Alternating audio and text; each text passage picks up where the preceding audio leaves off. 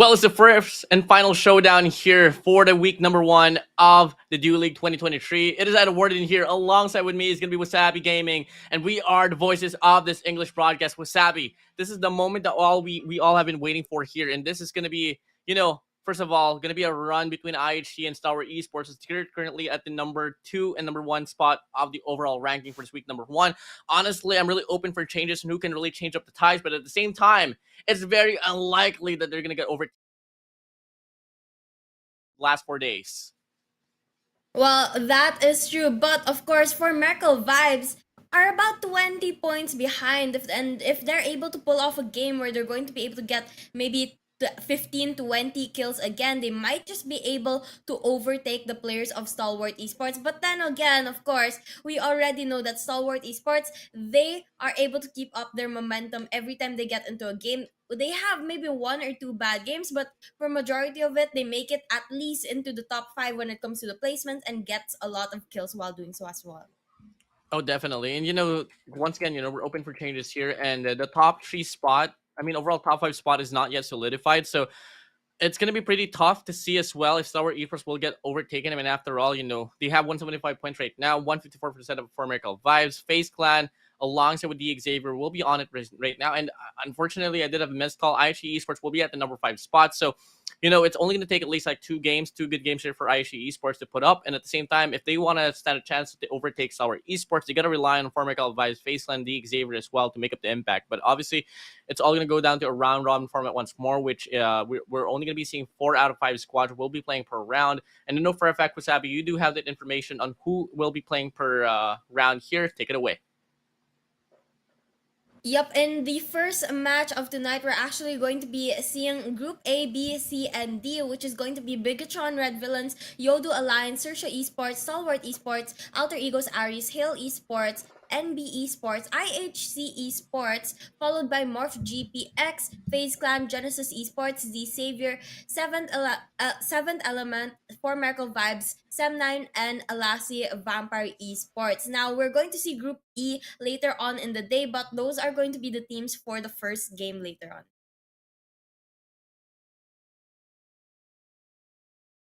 Determined as well and who's going to be the number 1 team of the competition. I gotta always say this because come on, this is the moment that we all have been waiting for. Who's going to be able to come out strong here for this week number 1? Keep in mind the points that will be claimed here for this very week will get retained as well for week number 2. So we're gonna be having a rundown as well for who's gonna be able to claim the champions title here for this very event, all coming from the week number 1 and week number 2. So with Stalwart having a lot of points already, 175 points for them, that's going to be a big margin, a big booster as well for the rest of for them at least, up against the rest of the competition. So the teams that are on the page number 2 of the overall standing, they have still, 6 days to prove themselves. 1 from this very week and 5 more right after we have a break by tomorrow. Yep, and we have to remind the audience as well that today is the last day of week number 1. That means we're going to find out who is going to get a share of that prize pool. But before we go into that, taking a quick look at the overall leaderboards of the event so far. And now you can see Stalwart Esports are going to be high on top with 175 points, followed by 4 Miracle Vibes, about 21 point difference there. And then next to them is going to be FaZe Clan, The Savior, IHC, Hail Esports, YODO Alliance, and Alter Egos Aries. But as we move to the lower part of the board, of course, their scores are going to get a little closer to one another, which means there are likely to be more fluctuations on that as the day progresses. Yeah, just overall looking at this first page of the scoreboard, FaZe Clan and Alter Egos will be the only squads here. Much more impressive for the set of FaZe Clan is currently their number 3, but with no round wins whatsoever, they are going to be able to solidify themselves here on this number 3 spot, at least for the time being. Though 139 to up against 154, it's still a bit of climb that they got to do, but at the same time, this is exactly where you want to see yourself, especially if you haven't been able to win off those rounds. And moving over now here to the page number 2, we got Aegon XA8, Sem9, Prestige Evos, Morph GPX, Vampire Esports, CMF XGSM, Bigatron Red Villains, and XERXIA Esports. Yep, and taking a look at this, sometimes we were able to see a couple of these teams win a couple of matches, but of course, it's really not enough and too consistent that we would really be able to see them on the first page. Specifically, those teams are going to be Sem 9. As you can see, they already have two chicken dinners, but still they're pushed to 10th slot and to the second page in general. And aside from them, Agon I8 also has a chicken dinner, as well as GSM, BIGETRON Red Villains, and XERXIA Esports, who still finds themselves in the bottom of the leaderboards. I mean, Search Esports being able to rack up the first round win is going to be pretty unfortunately, devastating, because looking at their four next rounds, it hasn't been so pleasant for them. But now, in regards to the MVP race and who will be able to claim the $100 directly to their pockets, it's going to be Apex for the side of Four Miracle Vibes, actually overtaking Chalking Out X for the time being. Number 2 for the side of Chalking Out X, of course, and for the side of East will be staying at the number 3 spot. And just as Warden said, there's $100 on the line for these players alone. It doesn't matter where the rest of their team places, but for whoever is the MVP of all MVPs. And right now, quick stats comparison between the two players who are up in the running for that title.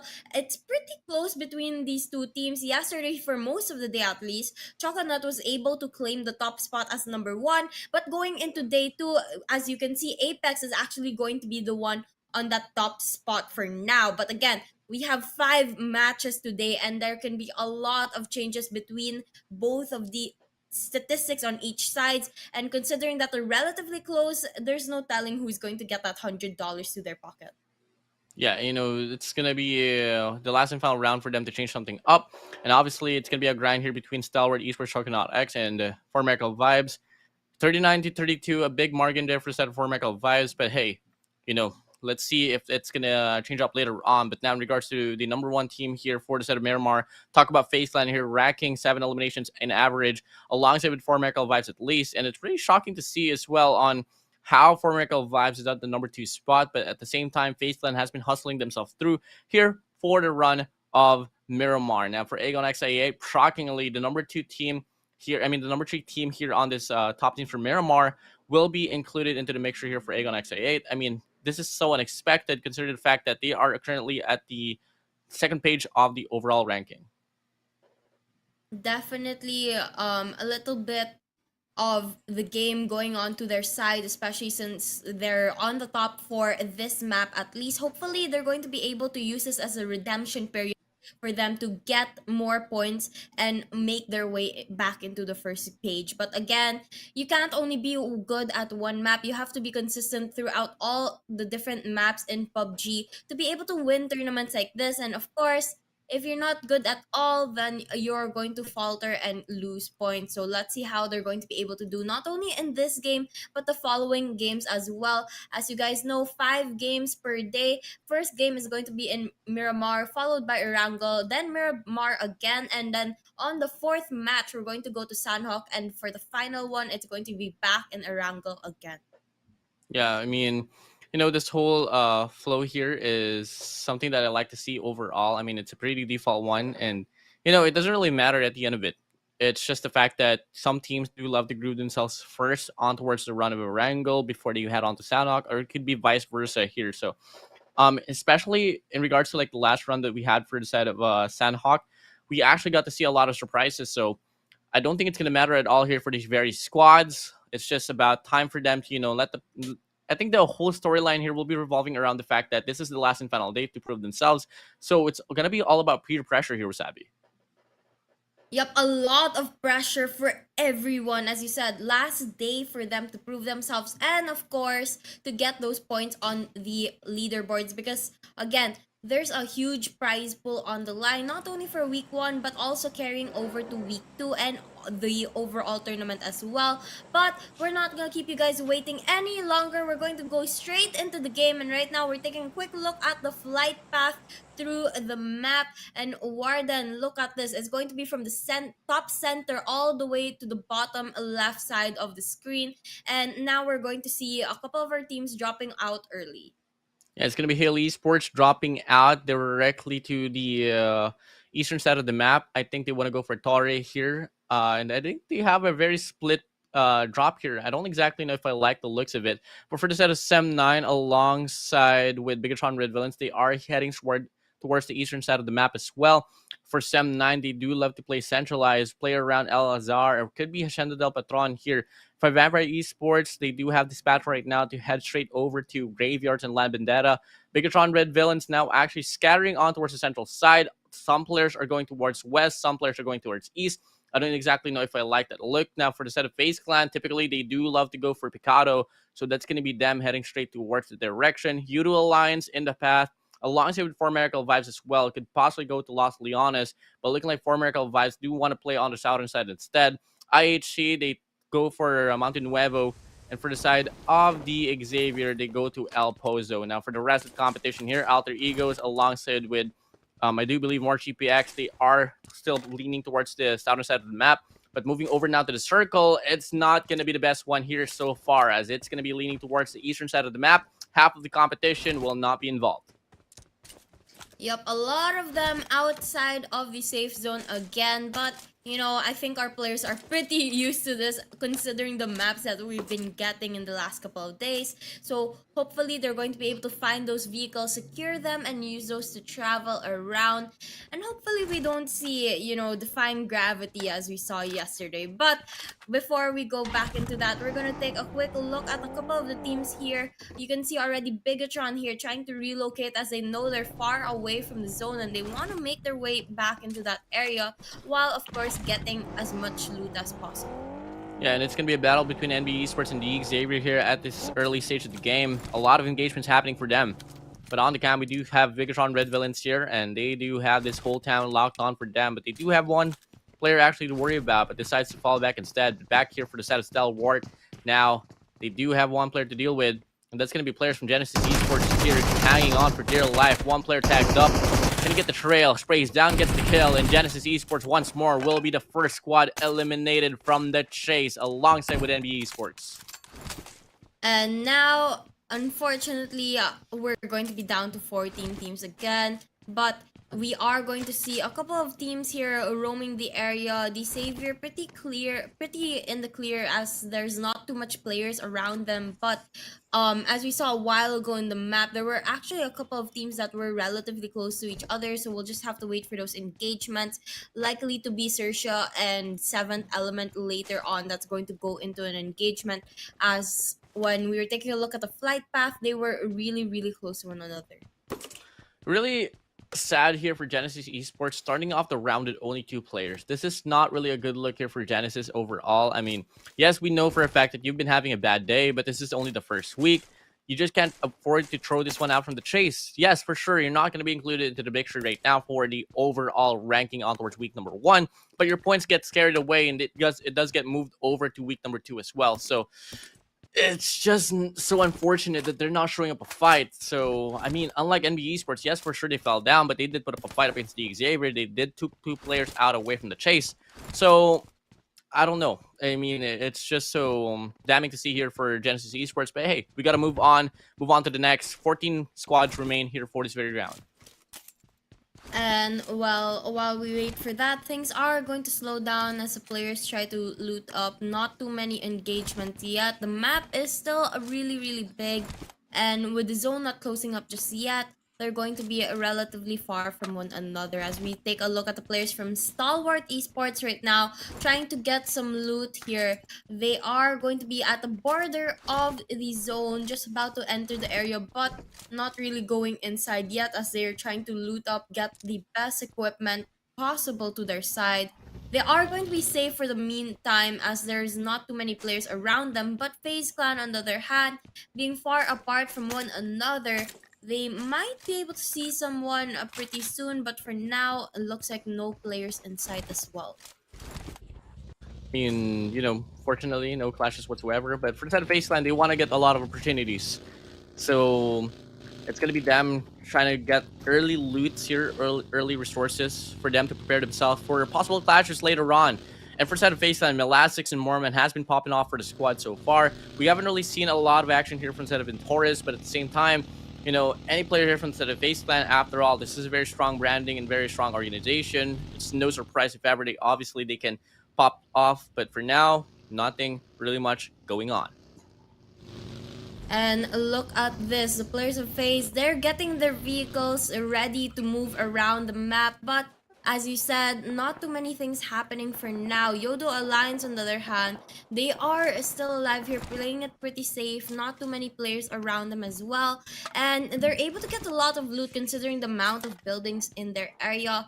They're just going to try to be able to secure that and get a couple of loot to their side, but of course, you know, there's no telling when they're going to go into an engagement considering that there's not too many players around them yet.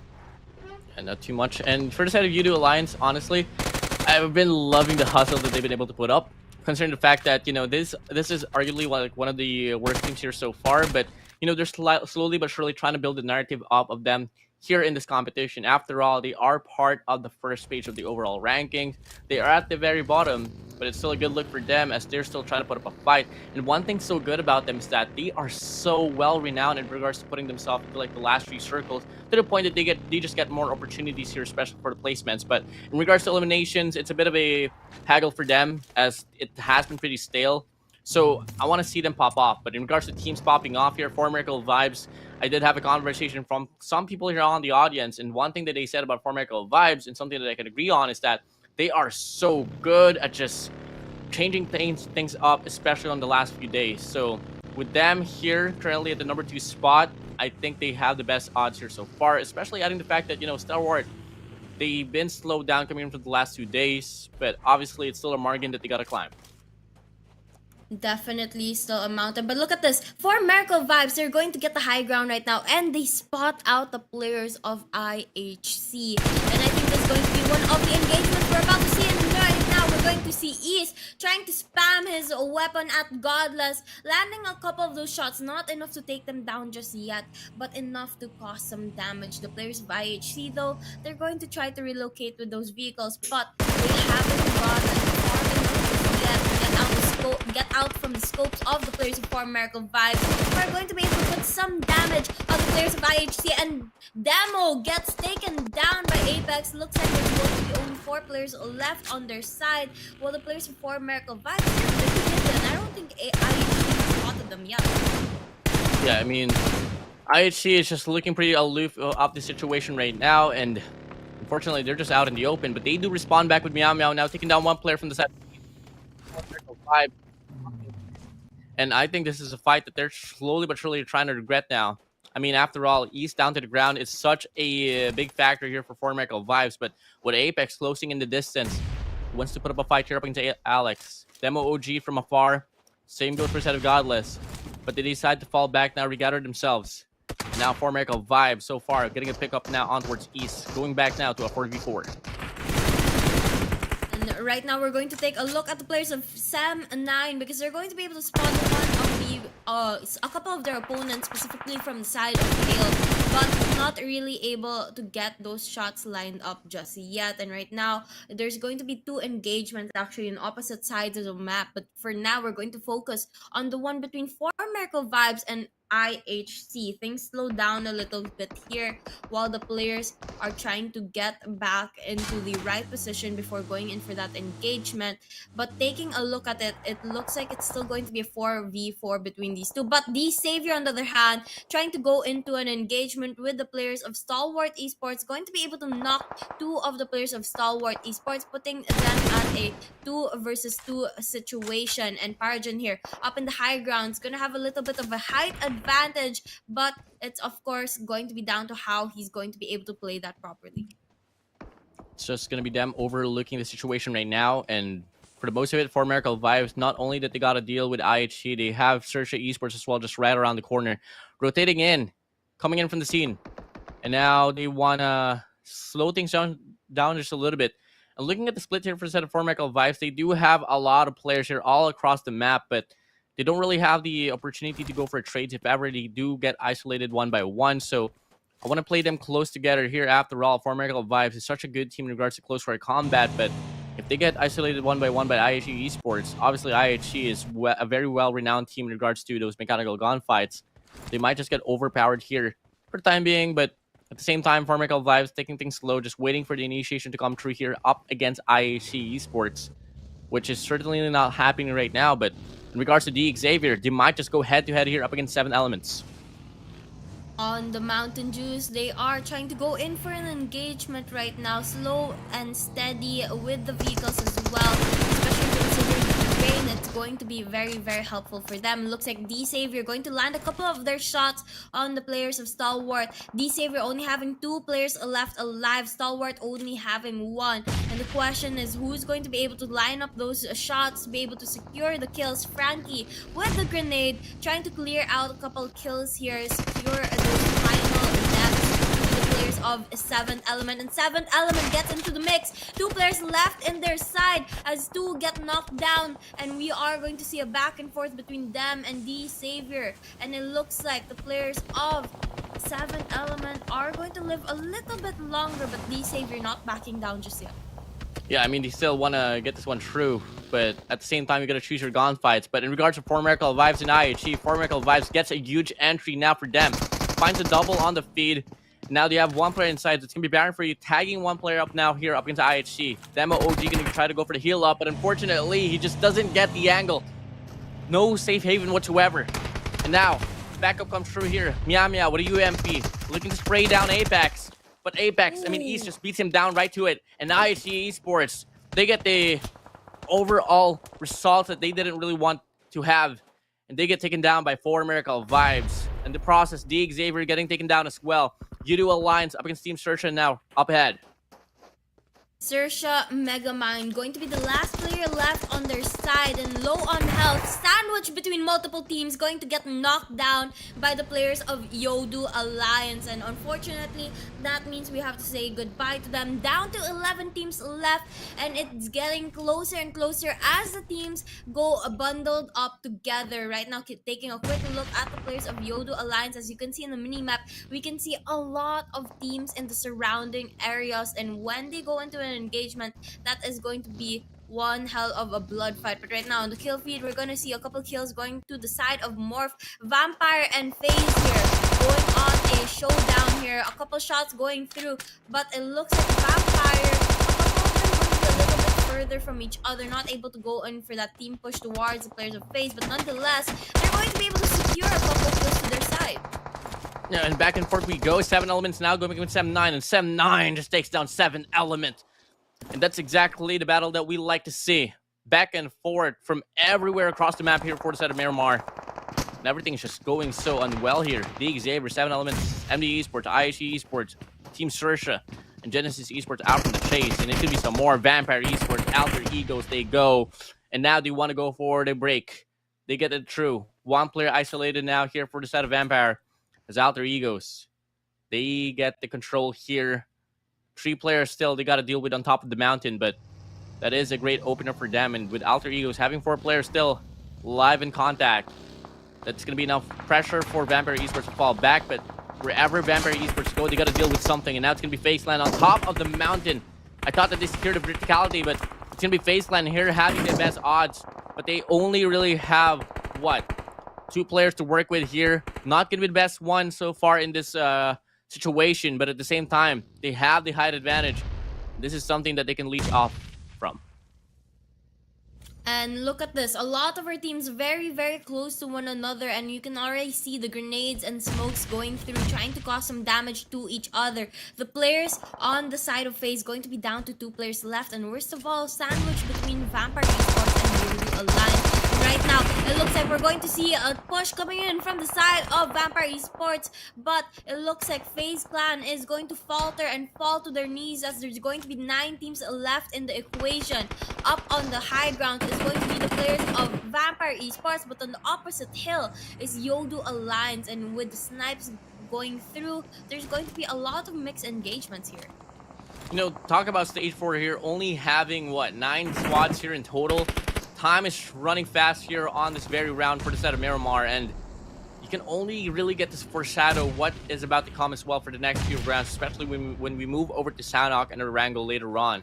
But for now, spotlight is on here for the side of Alter Ego Ares. On top of the mountain, Vampire Esports is down below. They want to trail down the last and final few players now for the set of Vampire, but a peak a bit too open might just expose them up against BIGETRON, Red Villains, and YOODO Alliance. Morph GPX going head-to-head up against one squad here down below, and that's going to be Haley Esports for you, actually struggling big time as they only have 2 players to work with. 1 player knocked down to the ground, 2 standing strong. Make it only 1 now, as it's only going to be Yoro here with a UMP looking to make the play. And now it's going to be Haley Esports not standing a chance at all. They get eliminated. 8 teams remain. Only a few more teams in the equation, but a lot of things happening as we go into this match. And right now, we are seeing a couple of the teams on the further sides of the map. As you can see there, we can see a couple of players on the side of STALWART Esports, as well as BIGETRON on the sides. And this player here, these 2 players on the side of Morph, they are surrounded. They have not too many places that they can go to. But before we see that, for Miracle Vibes, they're going to go into an engagement with Sam9, but they get eliminated. Out of the charts they go. And Alter Ego's Aries, on the other hand, trying to get a couple of smokes landed on the players of YOODO Alliance as they try to peek up and down through the mountains, through the buildings, line up those shots. None of them are really connecting just yet. But of course, with the location unknown, they are going to be aware of where the opponents are and which areas they should be watching out. Alter Egos, on the other hand, they're up on the high grounds, but they're also up in the open areas, which means they don't have a lot of places to take cover. So I'm not sure if they're going to be really able to take advantage of this, or will the team surrounding them be able to sandwich them in? I think it's going to be put to a very stale situation right now. I don't think they want to play for any aggression here, especially for the side of Alter Egos. Once more, peak wide to open. You're going to be exposed up against BIGETRON, Red Villains, and YOODO Alliance now. For the set of Sam9, they're on top of the board right now, and I'm loving what I'm seeing here for them. I mean, their whole narrative could be just leaning towards, experiencing the present right now, leaving the past as it is, and, just build a better future later on. After all, they are one of those squads that could really come in pretty heated up, and they're bound to win off those rounds. It's just that they've been pretty cold, especially on the late games.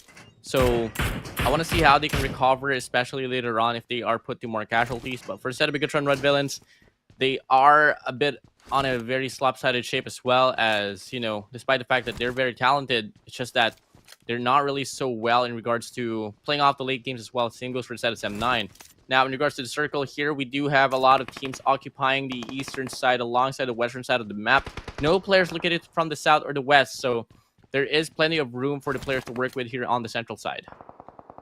A lot of places to move around, but I'm enjoying this zone a lot, because not only are there low grounds in buildings, but there's also high grounds in open areas. So it's a good mix of everything here, and this is going to really challenge the players to use the different features of this map, especially considering the deserty, mountainous areas of this map to their advantage. And right now, we're going to take a quick look at the players of YOODO Alliance. They're kind of sandwiched here between several different teams, but of course they have a good opportunity to stay hidden, as they do still have a lot of cover in their side. It's just going to be a matter of how well they're going to be able to play this out. And now they're able to spot the players of BIGETRON Esports, but not trying to shoot them down yet, not giving out their location. They're going to slow things down here. Good shape here for the set of IHG, and all over for the squads that is trailing STALWART Esports behind. They only have 2 elimination points total, and they only have 1 player to watch out for. So that's going to be STALWART Esports being put to a stale position right now. Nothing much that they can really work with. So we're not going to be seeing a lot of changes on the top 5 of the board. But talk about YOODO Alliance now, slowly but surely putting up a fight. 5 for them here on the board. They are getting into one Hiffy, but for now, the spotlight is on here between Alter Egos, Vampire Esports, and STALWART, alongside with BIGETRON Red Villains. It's going to be a 4-man clash here, if ever. I mean, 4-squad push, if ever. So it's going to be hard to read or hard to define who's going to be able to come out alive here. And so far, a lot of utilities invested, a lot of movements as well. It's looking pretty heated up, and I think it's going to be Alter Egos looking to really change up the tides of the game as they're pushing all over the cross, checking every corner. And I think that is going to be them not really getting a lot of opportunities. But if ever they do, just by looking at the personality and nature, they're pretty well ready on really put up a fight.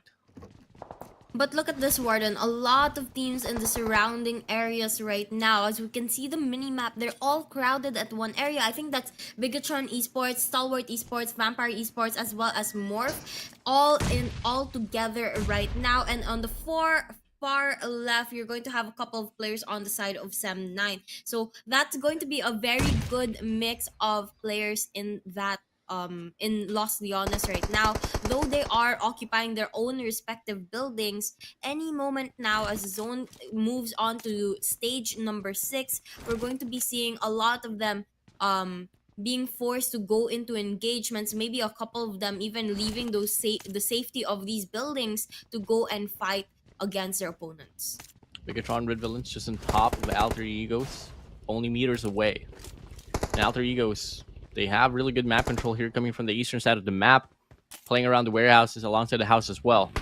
Bigetron Red Villains, they do have this advantage right now in regards to the verticality, but for now, the clash will be happening here between Morph GPX and Vampire Esports. And Vampire Esports, they can't stand a chase, they can't stand a fight, and they go out from the round as well. Stalwart still alive and kicking, only despite the fact that this is the only branding here that only has one player to play with. So I think they want to haggle the placement points here as time passes by, but obviously avoiding altercations like this when it's a very compact circle, it's going to be tough to do. But now Morph GPX, they do spot down players from the set of Alter Egos. It's going to be Cleon throwing down the nade, dodging the nade of his own.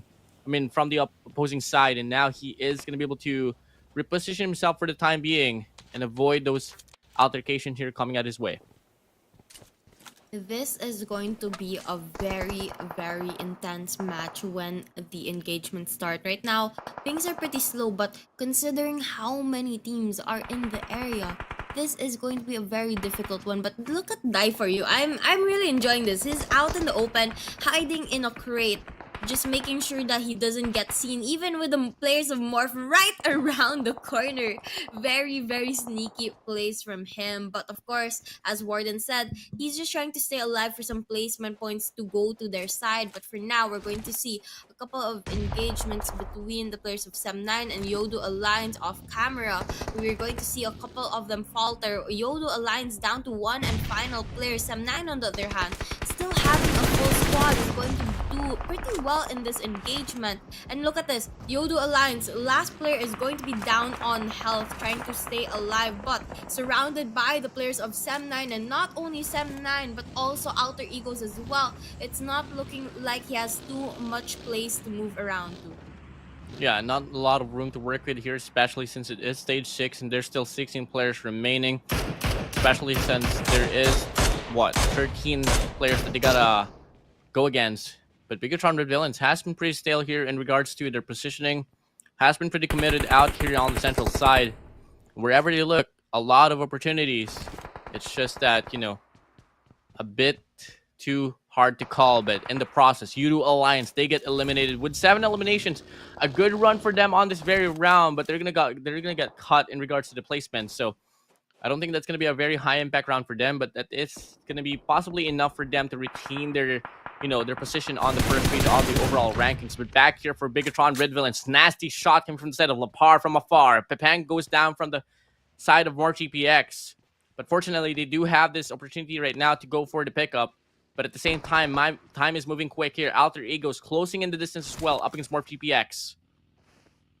And now things are getting a little bit closer towards the end, as we're going to be down to 5 teams left. And Stalwart Esports, even despite their one and only player, they're going to stay in the game for now. Morphs in a similar situation with 2 players, Sem9 with 3, while the players of Alter Egos and Bigetron Red Villains, they're going to have a complete squad on their side, giving them a slight advantage when it comes to the numbers. But look at the mini-map right now. The area is getting smaller and smaller, and it looks like Bigetron is going to be the team that occupies the center of this circle, holding it down while the rest of the teams have to push. And as we take a look at the mini-map, the players of Morph GPX are going to be very, very close to Alter Egos as well as Stalwart Esports and Bigetron. And right now, you can see already the grenades and smokes coming through, trying to get each other caught in the fire. But none of them enough to take anyone down just yet. Of course, these are a lot of precautionary throws to be able to block off the possible pushes coming in from the opponents. But of course, as things get heated, they try to slow things down. But AE, they have plans of their own, trying to move closer to the players of Morph. They're pushing to the next building and going in for the engagement right now. Alter Egos and BIGETRON, Red Villains will be just right there alongside with Morph GPX, and I think Morph GPX will be caught into a pinch later on. BIGETRON will be playing around the central side, while Alter Egos will be coming from the eastern side as well. So Morph GPX, Leon has to hang on for dear life, spotting a lot of information. Big plays might just come ahead for them if they play the timing right, and Cleon gonna have to deal with one player here on the DBS. Gonna check out, sprays down, but unfortunately, Rosemary with a pump shuts him down. Now it's only gonna be Yoro left remaining here for the side of Morph GPX, and he can't stand the fight. He goes down to the ground, and top 4 teams remain. STALWART Esports, 1 player for them. BIGETRON, Red Villains, and Alter Egos will have 4. Sem9 will have 3, but they have the most kills right now. And here we go, Wasabi. 20 more seconds to go before stage 7 gets closed out. Now, I think, BIGETRON, they are in a very difficult situation. As you can see in the minimap, they're sandwiched between Sem9 as well as Alter Egos Aries. And if the players on both of those opposing teams decide to push in, they are going to get caught in the middle. Now, they do have a slight numbers advantage as they still have 4 players. But again, you don't want to be in the situation where you're having to face 2 teams time. But right now, things slowed down as players go into buildings. AE going to be able to get one on BIGETRON, making AE the only team with 4 active players. But I think the players of BIGETRON are going to have the time to heal, and while they do that, Alter Egos is going to go for an aggressive push into the building, paying for that as one of their players gets knocked down. But looking to secure the kill, they're going to continue to go for the push in the aggressive way, and right now they're going to go and finally see this player spotted. BIGETRON going to fall. They're going to be down to 2 last players on their side. AE going to be able to revive their player that got knocked earlier and heal up, which means they're going to be now the only team with 4 players in the game. Big fight there for the set of Alter Egos, and it was a really egotistical challenge for them. After all, the odds wasn't favoring them, but the mechanical gunfights was able to back themselves up, and a big entry from the set of Fnatic was able to come true. But Octa, with 4 eliminations, really carrying the squad right now to get those openers as well. Now time will get slowed down here. As of the moment, STALWART Esports, yes, for sure they're camping, but you got to do what you got to do to just put yourself into the mixture of the top 2 teams as well.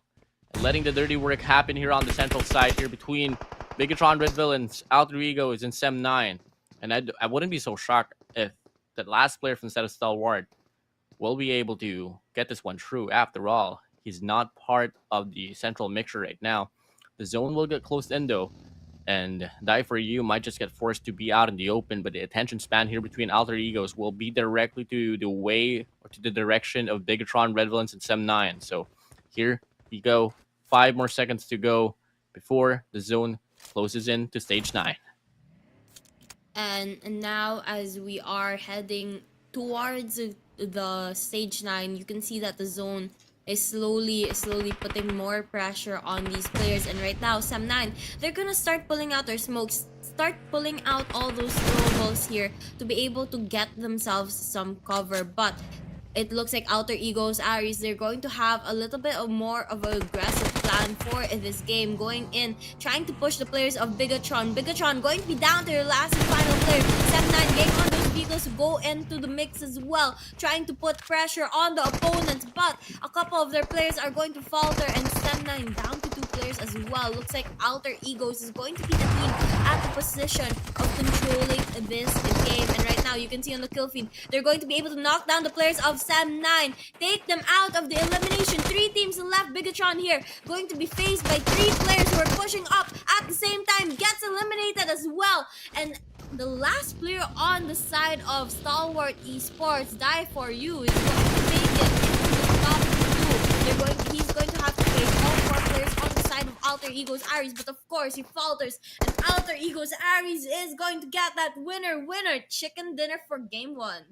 Well, STALWART, They had like only one player coming in from like the last four circles, and they were able to haggle on into the game and force the placement to their side. But obviously, the spotlight is owned by the way and by the name of Alter Ego Ares. Congratulations for them for picking up the first round. And honestly, for the set of Alter Egos, they put up a lot of risk coming in from the last two circles. They made a push up against Bigetron Red Villains. They were able to get the conversion. And with this win right there, it's going to be the first winner chicken dinner here for the set of Alter Ego Ares.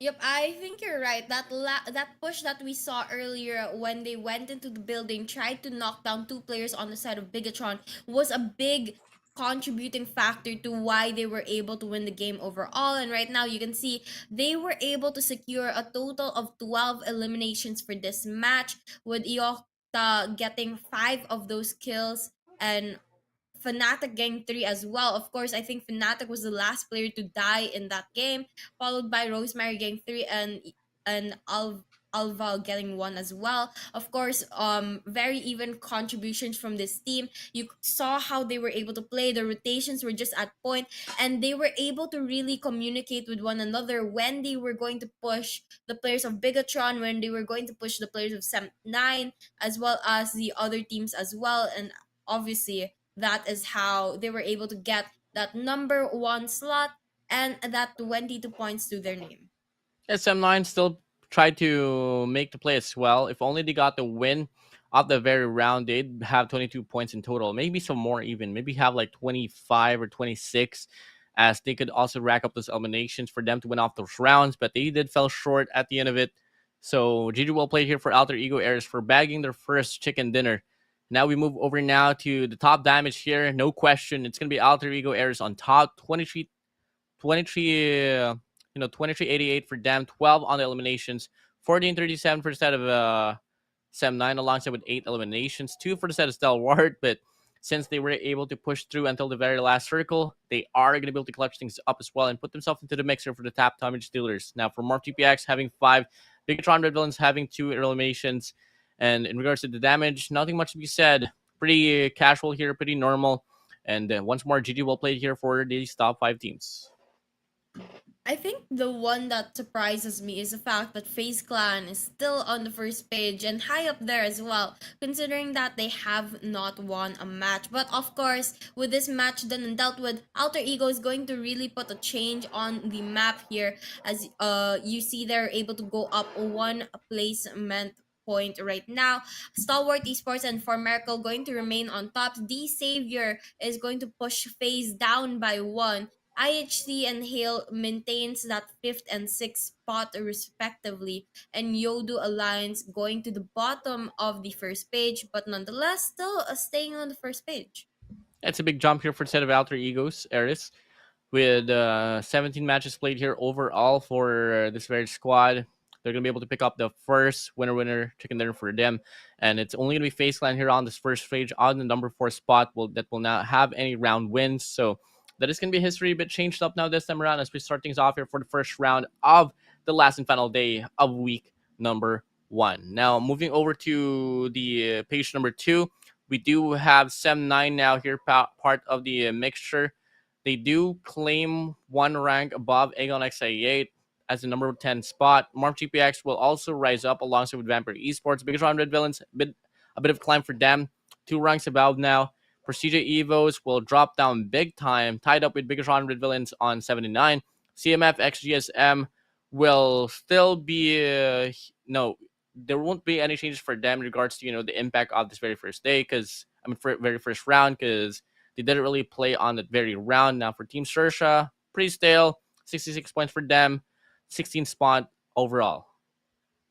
It's quite surprising that Sem9 has been pushed to the second page already, considering that in day 1 of this main event, they were actually at second place. But now, of course, it's not looking very good for them. But on the side of the MVP race, right now, Apex is going to maintain that top slot for now. Choconut not too far behind, and third is going to be East. But there's only space for one MVP, who is going to be the one who gets that $100 US to straight to their pockets.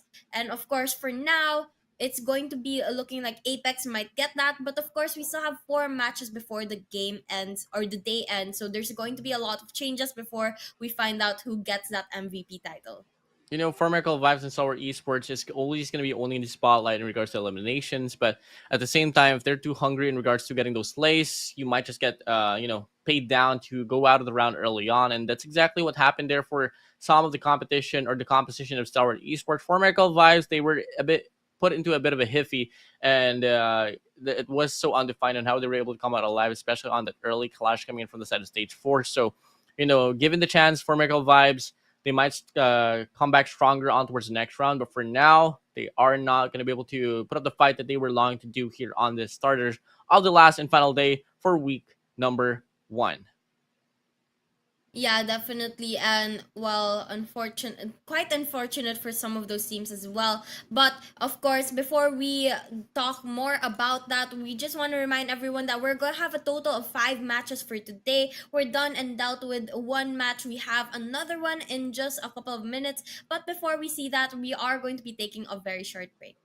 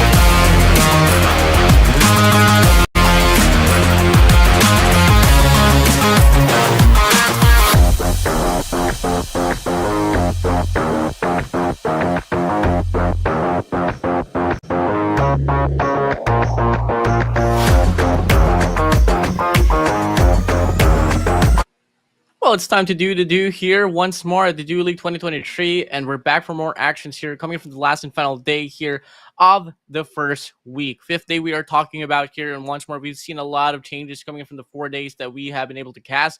Moving over now here to the first round that we got to see, Alter Egos finally winning their first round of this event. Yep, and now we are about to start the second match of the night. Again, this time we are going to be going to into Erangel, and this time the teams playing in the match is going to be Group A, C, D, and E. And we're going to be saying goodbye to the players of Group B for a quick game, but of course they will be back later on. Yeah, I mean, we might just be able to see them play this one throughout. After all, it's still not too late for them to climb themselves back, at least at the top tier of the competition. It's a bit far fetched for them to overtake a player like a team like Stalwart Esports, but obviously that is something that is not going to be thrown out from the scratch, not just yet. After all, this is the last and final day, and we don't exactly know how much strategies or gameplay that Alter Ego Ares has been hiding. But for the rest of the competition here, I think IHC has to double things down. FaZe Clan as well, they can't really avoid any altercations along the way. Till then, their longevity as a team, it has been pretty questionable. But moving over now to the top teams here for the set of Erangel, we have Stalwart Esports on 9, a bit of a jump here in comparison to the Xavier only having 7. Formerical Vibes on 5, IHC Esports on 6. So this is completely the team that you all have to watch out for this very map. No FaZe Clan, so it's going to be about time for them to prove their history as well here, or this whole presence here on the map of Erangel. Yep, definitely. That is now what their goal is going to be for this match, at least. But of course, not only to prove that they're good enough, but of course to get a lot of eliminations and points on that scoreboard, because they need to climb their way up to the top. And someone among these teams also have to try to catch up to Stalwart Esports. I know it's kind of a far reach as of right now, but I would never put it past any of these teams to be able to pull something off like that. And of course, we are wishing all of them the best. So maybe someone might be able to take the players of Stalwart Esports, but we'll just have to see and find out if someone is really able to pull that off. Yeah, I mean, Stalwart Esports, arguably the best team here for the set of Erangel, as they are just so good in regards to like getting the opportunities, having the projections, and back it up with the execution. So them being here on the second round is going to be pretty interesting here. But at the same time, you know, we've seen them slow down just a little bit. After all, that very first round, they only had one player to rely on coming in from the last clash up against Alter Ego Ares. So it was really given that Alter Ego Ares would win that very run. Now, for said Formerical Vibes, they did try to put up a fight, and they actually did in some way, But it's just that, at some point they were caught in a pinch and they couldn't really do anything. For the set of the Xavier, these boys here, these players overall are pretty gnarly in regards to timing the whole possible fight at the late stage of the game. So I want to see them. How can they really, bring it up here later on? But for set of IHE Esports, one thing that they can really do here is going to be, first of all, get the first initial gunfights. And if ever, let's say they have a really good drop coming in, like, let's say from Georgia Pole, perhaps, and if they get the resources to put into the mix later on, they could really run things down as well. Definitely a possibility of that happening later on in the map. But let's go talk a little bit about the map that we're going to go into. Erangel is a very big map. Actually, a pretty big map, and has like a lot of jungly areas as well as buildings. Also, What is your favorite place to drop in, Warden?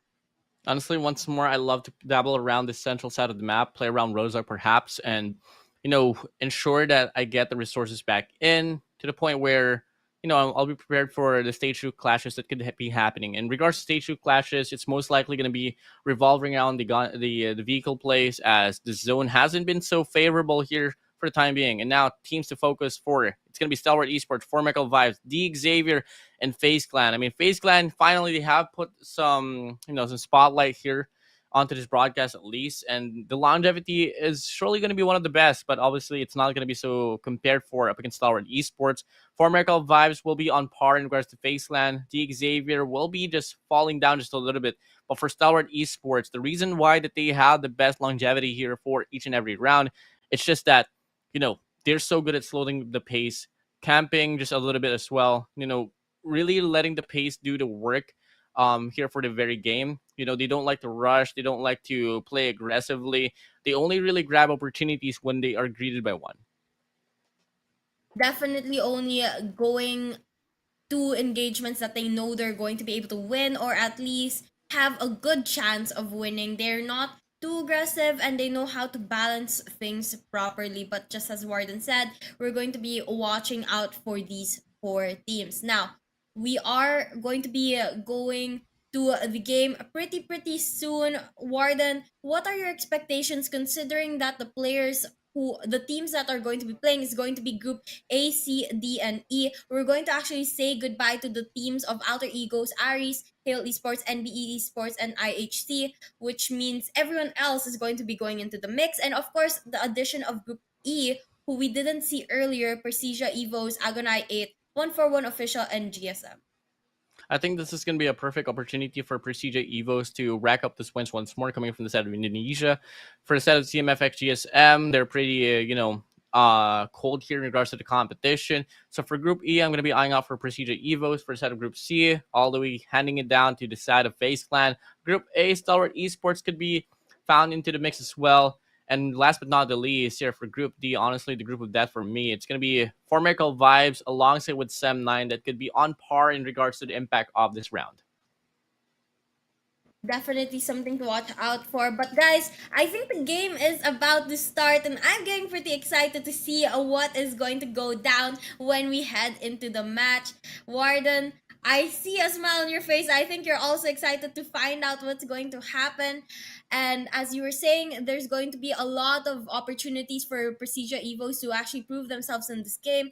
But I'm also looking to see Stalwart maybe bounce back a little bit. For the first 3 days of the game, of the tournament, we see really good plays for them. But I think yesterday didn't have really the best day. We didn't really see them come out on top for any of the games. And today, the first match that we saw, we also saw them struggle a little bit. So maybe this is going to be the time for them to bounce back. And they're a team that I'm definitely watching out for.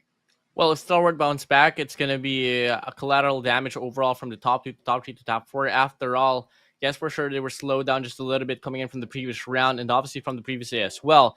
But they still started off the night with such a margin, 20 points differential between them and Four Miracle Vibes. But Four Miracle Vibes is going to be a squad that could be, taking over the competition as well. After all, they've been pretty stale. Now, in regards to the flight path, it's going to be coming in from the side of the southern side of the map, moving over to the left side. So we're not going to be seeing a run around the Milta Power alongside with Shelter Prison, Lipovka, Yasnaya, Kameshki, and Stalber.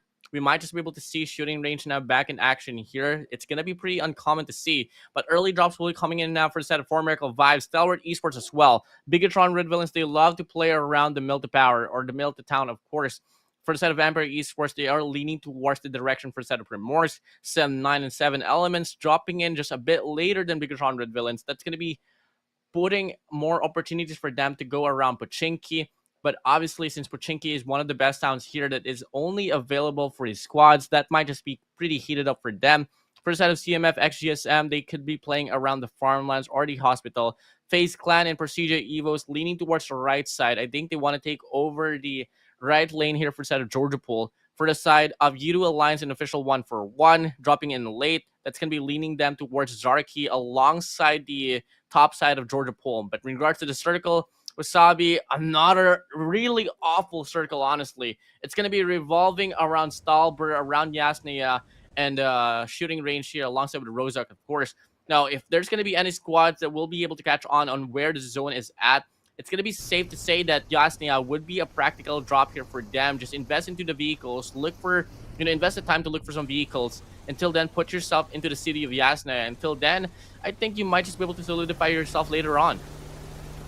You're right. This zone is very, very hard for a lot of these teams to be able to move towards, especially those down in the bottom. They're going to have to relocate all the way back on top. But as I was taking a look at the map a while ago, there was actually quite a couple of teams in the area of Zarki and the surrounding towns as well. A lot of people stacked up in that northwest bunker as well.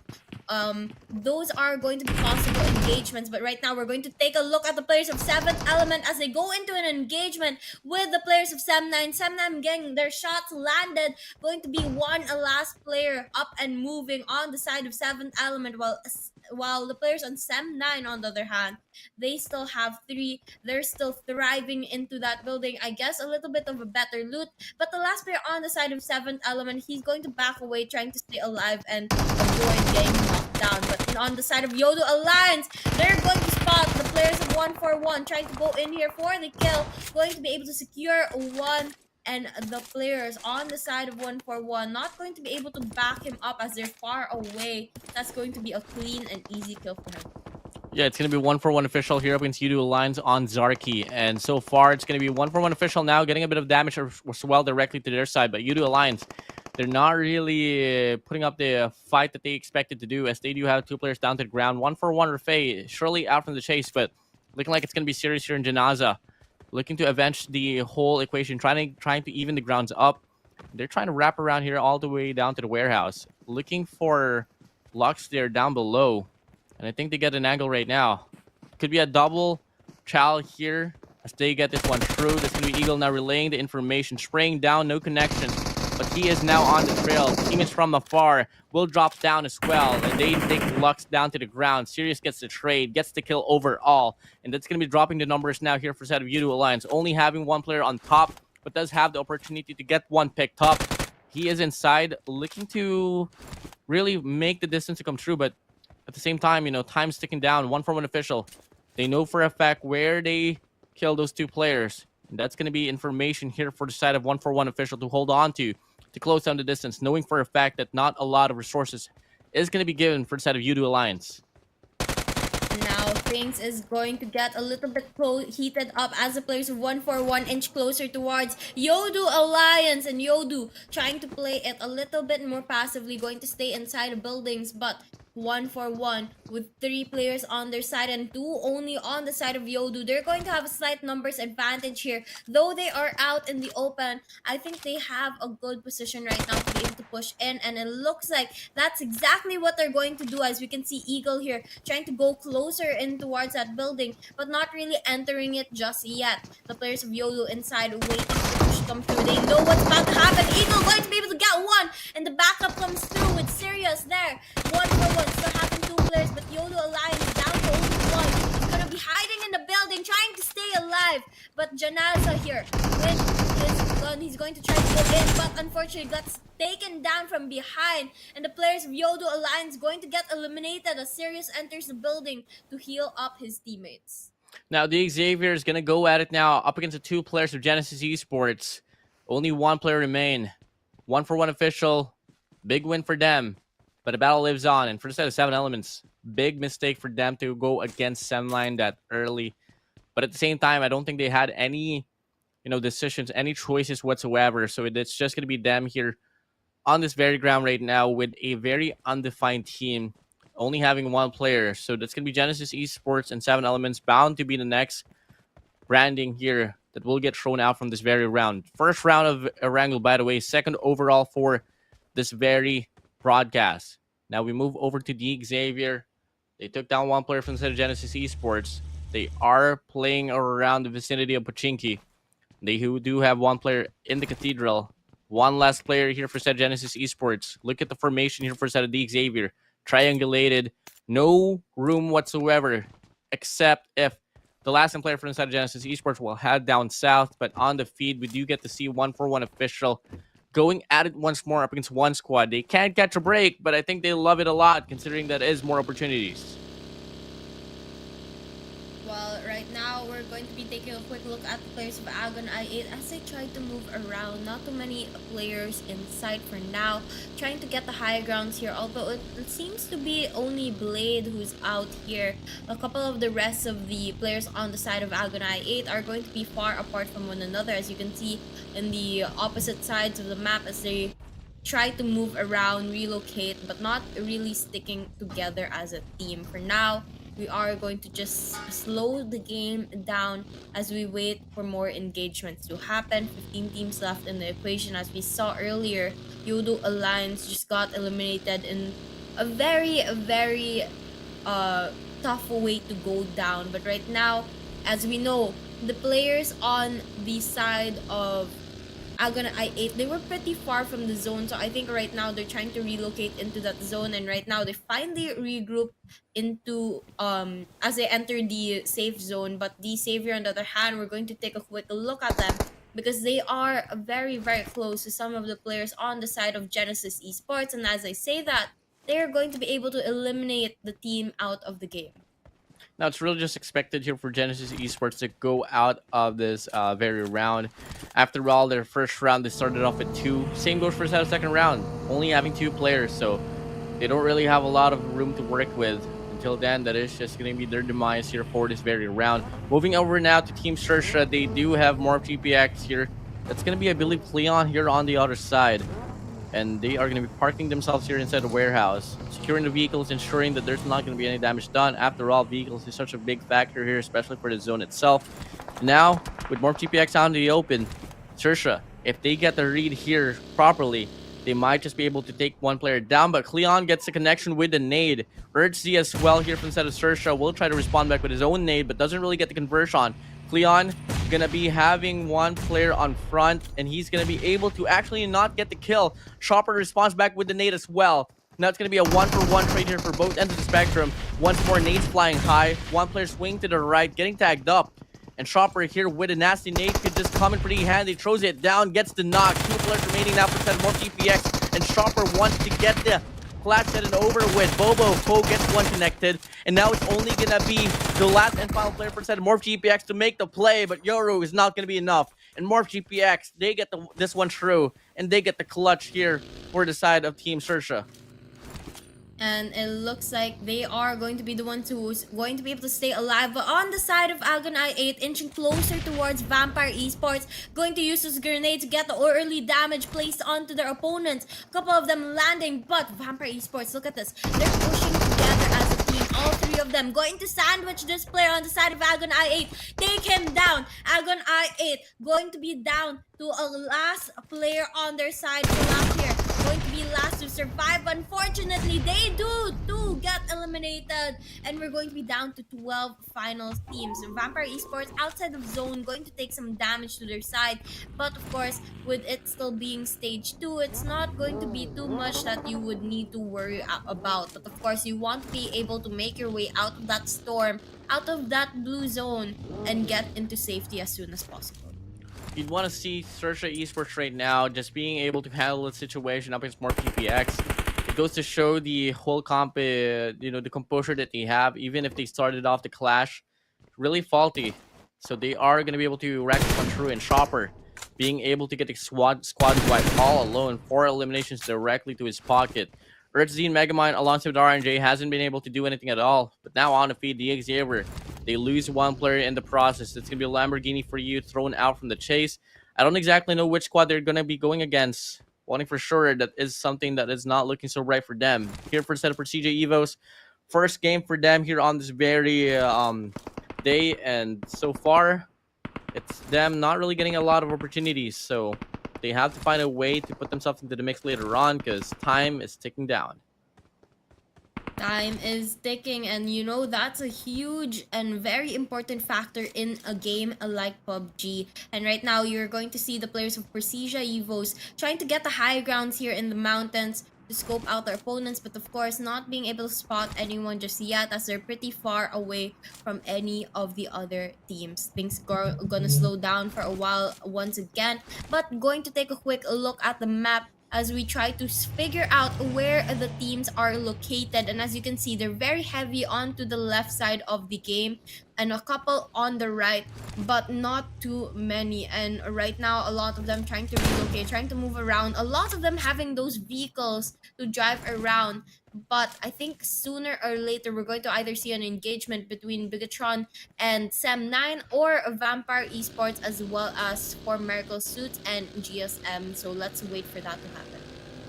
And now for Miracle Vibes closing in the distance against CMF X GSM, having a really heavy squad here for the set of four Miracle Vibes, but they only have what, 3 players here to play with, and so far in the process, 7 elements, they get taken out from the chase. CMF X GSM will not be found here for this very scene right now. They do decide to fall back, but unfortunate for the set of 7 elements, as they are now out from this very round. And once more, Wasabi, you know, I had a very interesting narrative here for the set of 7 elements, especially on the second week of every terms that they play in. They're known for clutching things up, but right now it's really not that case. Back to the action here between BIGETRON, Red Villains, and 1-for-1 official. It's gonna be Boysil here cooking up the nade, but instead hops into the Molotov. That's gonna be precious damage now here for the set of 1-for-1 official, but Lapar here with the nade gets a shot down with 1. Boysil as well throws it down to the ground, but unfortunately the molly is still active. And now for CJ Evos, they find themselves into the mix. BIGETRON, Red Villains in the middle, has to deal with 1-for-1 official later coming from the northern side. Southern, it's gonna be for CJ Evos, and they have to find a way to get the breaker up in 1-for-1 official. Last and player remaining, and 1-for-1 official, they get shuttered down, but the fight is not yet over. Still, for CJ Evos, just on the outskirts. Precision Evos trying to go up against the players of BIGETRON, but BIGETRON here, it looks like they are at a better position to stay alive as they are able to conquer this building here to take cover in. And as you can see, they're even using those smokes to hide and stay in cover even as they go outside. But we're going to take a quick look at the players of FaZe Clan, because they are inching closer towards Vampire Esports, and right now we're going to see a couple of shots landed. Vampire Esports gets eliminated from the game. 9 teams left in the equation. And XERXIA Esports there on the far corner of the players of FaZe in a very good position to be able to actually land a couple of shots onto them with their snipers, but of course deciding to heal up before going into that engagement, as they know they are very low on health right now. Now FaZe Clan is gonna be into the direction of Team XERXIA, and the last time we got to see XERXIA and FaZe Clan battle it out, it was XERXIA coming out alive. So I don't exactly know how to feel about this here for the set of FaZe Clan. After Brawl, they're blessed mechanically, but Ventoris has been slowed down. The last 6 and Warman has been carrying the squad, and it's going to be a heavy tool order if ever they do go for the fight. But for STALWART, actually, they do meet one player here that's going to be links for the set of Procedure Evos. Akshoni getting tagged up. Die for you wrapping around on the buggy. Coming in from the southern side of the map. And CMF XGSM, the spot 1 player from the side of the Xavier. Big exchange coming through here from the distance. It's going to be Frankie's and Rowdy for you here going at it. And no really convincing damage here for each end. It's just about even. Now Rowdy wants to pop the pills, ensuring that he has the best chance here to winning this clash. Frankie's, are you going to go for this? Or will Rowdy just put the pressure here to make you put up the fight? And so far, there's really no reason on why the Xavier wants to go for this very clash. They have the map control for them. CMF XGSM, the zone is up against them. And whenever CMF GSM looks, for Miracle Vibes will be into the competition as well. So that is going to be 2 squads that they got to worry about. And so far, it's going to be 4 Miracle Vibes taking down 1 player from the side of CMF XGSM. And that's going to be precious eliminations here coming up ahead here for the side of 4 Miracle Vibes. Right now, we're going to be able to see a couple of the players of the Xavier trying to scope out GSM as well. But up onto their sides, there's also 4 Miracle Vibes as mentioned by Warden. But things again slow down because they know that there's a lot of teams to watch out for. FaZe Clan on the other hand, they're going to push in towards the players of Sam9. Couple of players on the side of Sam9 going to aim to land their shots. But here we can see Ventoris from afar landing their shots to be able to help and get the kill. But on the side of the Xavier, finally going into the side of GSM. GSM gets eliminated from the game. And now it's going to be a back and forth between the Xavier and the players of 4 Miracle Vibes up on the mountain with their vehicles driving around. but it looks like on the kill feed we can also see a couple engagements happening in between FaZe and Sem9 too. Now, the Xavier, they're not really in the best position right now, just playing around the lake side of Yasnia. So they have to find a way to get this one true, but unfortunately for the set of Sem9, they get taken down out away from Team XERXIA. Now, for Miracle Vibes, still going at it here up against the Xavier. And I really love the pressure here coming from the set of for Miracle Vibes because they know for a fact the Xavier, they don't really have any options aside from to rotate out in the playing grounds. And with the arsenal that for Miracle Vibes has right now, they have the opportunity to just go and beam them down. Parajin trying to exchange some bullets as well, but he is not really connecting. Apex getting tagged on half, not really going to matter at all. And now they want to play on this ridge, but the zone is closing in. They got to find a way to go out from the situation without getting into a lot of contacts because life is surely a big factor here. Parajin only a quarter away from getting tagged up, and he does get the recovery to push through with another chance. But in the process, Persija Evos on the compound will be able to mow them down. And then now it's only going to be Parajin here left alone for a set of the Xavier.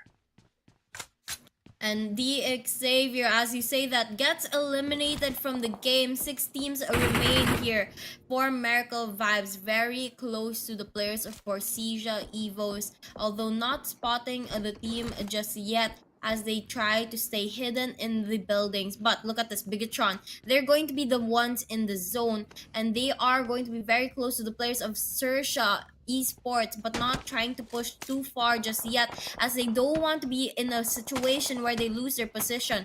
They are going to finally see the players of XERXIA inch closer towards them, trying to go in for the push. As we take a look in the mini map, you can see that XERXIA making their way towards the players of BIGETRON, and BIGETRON just getting ready for that push to come through.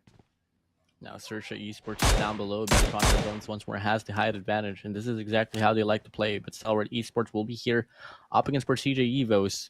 He has a very big overview of the compound where Persija Evos is at, and does spot down BIGETRON Resilience as well from a distance, throwing some shots, giving his information. Doesn't really have a precise shot for the time being, so I'm pretty, not so grateful for STALWART Esports here for putting up these shots because I don't think they're going to be able to get any conversions at all. So time is still down just a little bit.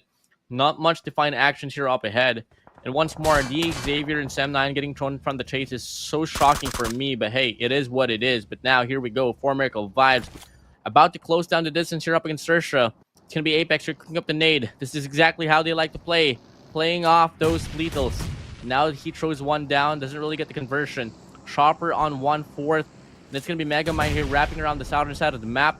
Pretty dangerous, honestly, but at the same time, they can make this one work with RNJ as well, pushing over to the northern side. It's going to be 4 Miracle Vibes here be put into a disadvantage, all because of map control. And now Megamind from a distance spraying in. Apex tries to respond back, but it's a bit too late. And now Megamind does take down one player, confirms the kill. He's as well down to the ground. It's only going to be Baron left alone here for the set of 4 Miracle Vibes, and he's out in the open as well. And this might just be it. The bane of 4 Miracle Vibes with Team XERXIA getting this quick opener here up against 4 Miracle Vibes. And right now, for Miracle Vibes, they're going to be able to have the opportunity to heal up their teammates, but XERXIA very, very close by. They still have to be very cautious about that right now. Boy still on the side of BIGETRON, trying to go into an engagement with the players of XERXIA esports as well, and they are going to be the third team here to go into that engagement. But with 4 Miracle Vibes exiting the game, it's going to be between them now. But as the players on the Stalwart Esports, though, they are going to also get spotted by the players of the side of BIGETRON as well as Persija Evos here. Very, very close by. A lot of teams going into mix with one another as we're down to 5 left, and that one player on the side of FaZe trying to stay hidden, trying to stay alive. He's going to try to stay away from all the actions. And right now, we're going to see the players on the side of STALWART Esports trying to get more kills to their side. This is the redemption game. Though they still have only 1 kill on the scoreboard, they are already at the top 5 teams of the game, and this is a huge opportunity for them to get another chicken dinner to their side if they're going to be able to play this right, as they take the high grounds as well, giving them a slight height advantage. it might just be a redemption game as well here for the side of XERXIA Esports, having 11 eliminations. And once more, the first win that they got off a very round was on a wrangle. And now they're showing how dominant they can be here, coming from the side of Thailand, alongside with FaZe as well, with only having one player. But, you know, that's besides the point. BIGETRON Red Villains, alongside with Procedure Evos, will be playing around as well. But right now, the spotlight is not really owned from them. But for STALWART, actually, you know, with 4 players for them, they do have this map control as well locked on. And I think that if they just play the timing right and manipulate the zone to their side, I think it could be them coming out alive. After all, look at the verticality that they have. They just gotta hope that the zone will not close out coming from behind. And XERXIA, once more, is gonna be this front man here for the side of STALWART Esports, just overviewing on what's the opposition up ahead. Knowing for a fact Procedure Evos will be on the compound. They are trying to put the pressure in, and looking at the zone, honestly, it's not really favoring Procedure Evos. So they're gonna find a way to play around those vehicles, but at the same time, STALWART Esports gets the whole read. They're trying to disable on the resources here for the side of Procedure Evos, and STALWART Esports right now really looking to be in full control. They definitely look like they have a good control of the map, especially the way they're positioning themselves right now. But of course, we'll have to see if they're going to be able to maintain that, as right now, XERXIA Esports is going to be the team with the most amount of kills on the board for this game at the very least. So it's going to be down to their aggression and whether or not STALWART Esports is going to be able to deal with that, and how they're going to be able to deal with the other teams as well. But right now, Procedure Evos, they're going to try to relocate using those vehicles to start getting a move on, as they know the zone is starting to close up, and right now they are trying to make their way into the safety away from that blue zone of terror. And right now we can see the players of STALWART Esports trying to use the rocks as a means of cover, but with not too many areas to take cover from, and with so many teams and so many different angles, it's going to be hard to stay hidden. XERXIA Esports Earth here with a sniper, making it even harder for the players of STALWART Esports, as he gets a different angle from what the players on the side of Procedure Eagles are facing. STALWART, they're being faced by 2 teams right now. I think the best call here for the set of XERXIA Esports is wrap around from the northern side, take care of STALWART Esports, and that is their biggest ops right now. But STALWART Esports has their attention directly to the way of Procedure Evos, so if ever they do go out, at least they get those eliminations said and done. Now, XERXIA gets a pressure shot with 1. XERXIA Esports, though, Earth and Chopper here carrying the squad, will be able to put the pressure here for the set of STALWART. But BIGETRON Red Villains is actually just coming from behind as well, so this is looking to be pretty far-fetched for XERXIA. At least if ever they can get BIGETRON Red Villains out from the chase, till then they are going to be in the best shape. But now Procedure Evos will get eliminated with the side of STALWART. Team XERXIA gathering around now here up against BIGETRON Red Villains, and that's going to be XERXIA here down to the ground. Really huge kill here for the side of BIGETRON Red Villains, as XERXIA has been leading the squad. Chopper as well, knocked down BIGETRON Red Villains, 2 versus 4, putting it down to a 2v2. And now they get the precious kill up against Chopper. He's now going to be out of the round. A lot of things coming at your way. It's going to be STALWART Esports as well, going against FaZe, but FaZe gets eliminated as well. XERXIA Esports, STALWART, and BIGETRON Red Villains here for the last and final circle. 3 teams left in the game. STALWART, the only team with 4 players in the match, but BIGETRON looking like they're trying to put up a fight here, using those smokes and grenades to take out the players of XERXIA Esports here. XERXIA not in the best position, as they are in the outer area of the circle, with not much place to take covers aside from the plains and the trees in the area. But right now we're going to see a lot of movement as the zone starts closing up. The end of stage 7 getting closer, and XERXIA Esports finally falters. Now it's going to be down to the team of STALWART Esports and BIGETRON Red Villains to clutch this up. The question is, who's going to be able to make it out alive? BIGETRON has more cover as they're able to take control of that house, but STALWART Esports putting pressure from every direction, trying to push the players out of the game, and there they finally get the players of BIGETRON out of the match, winning the chicken dinner to their favor.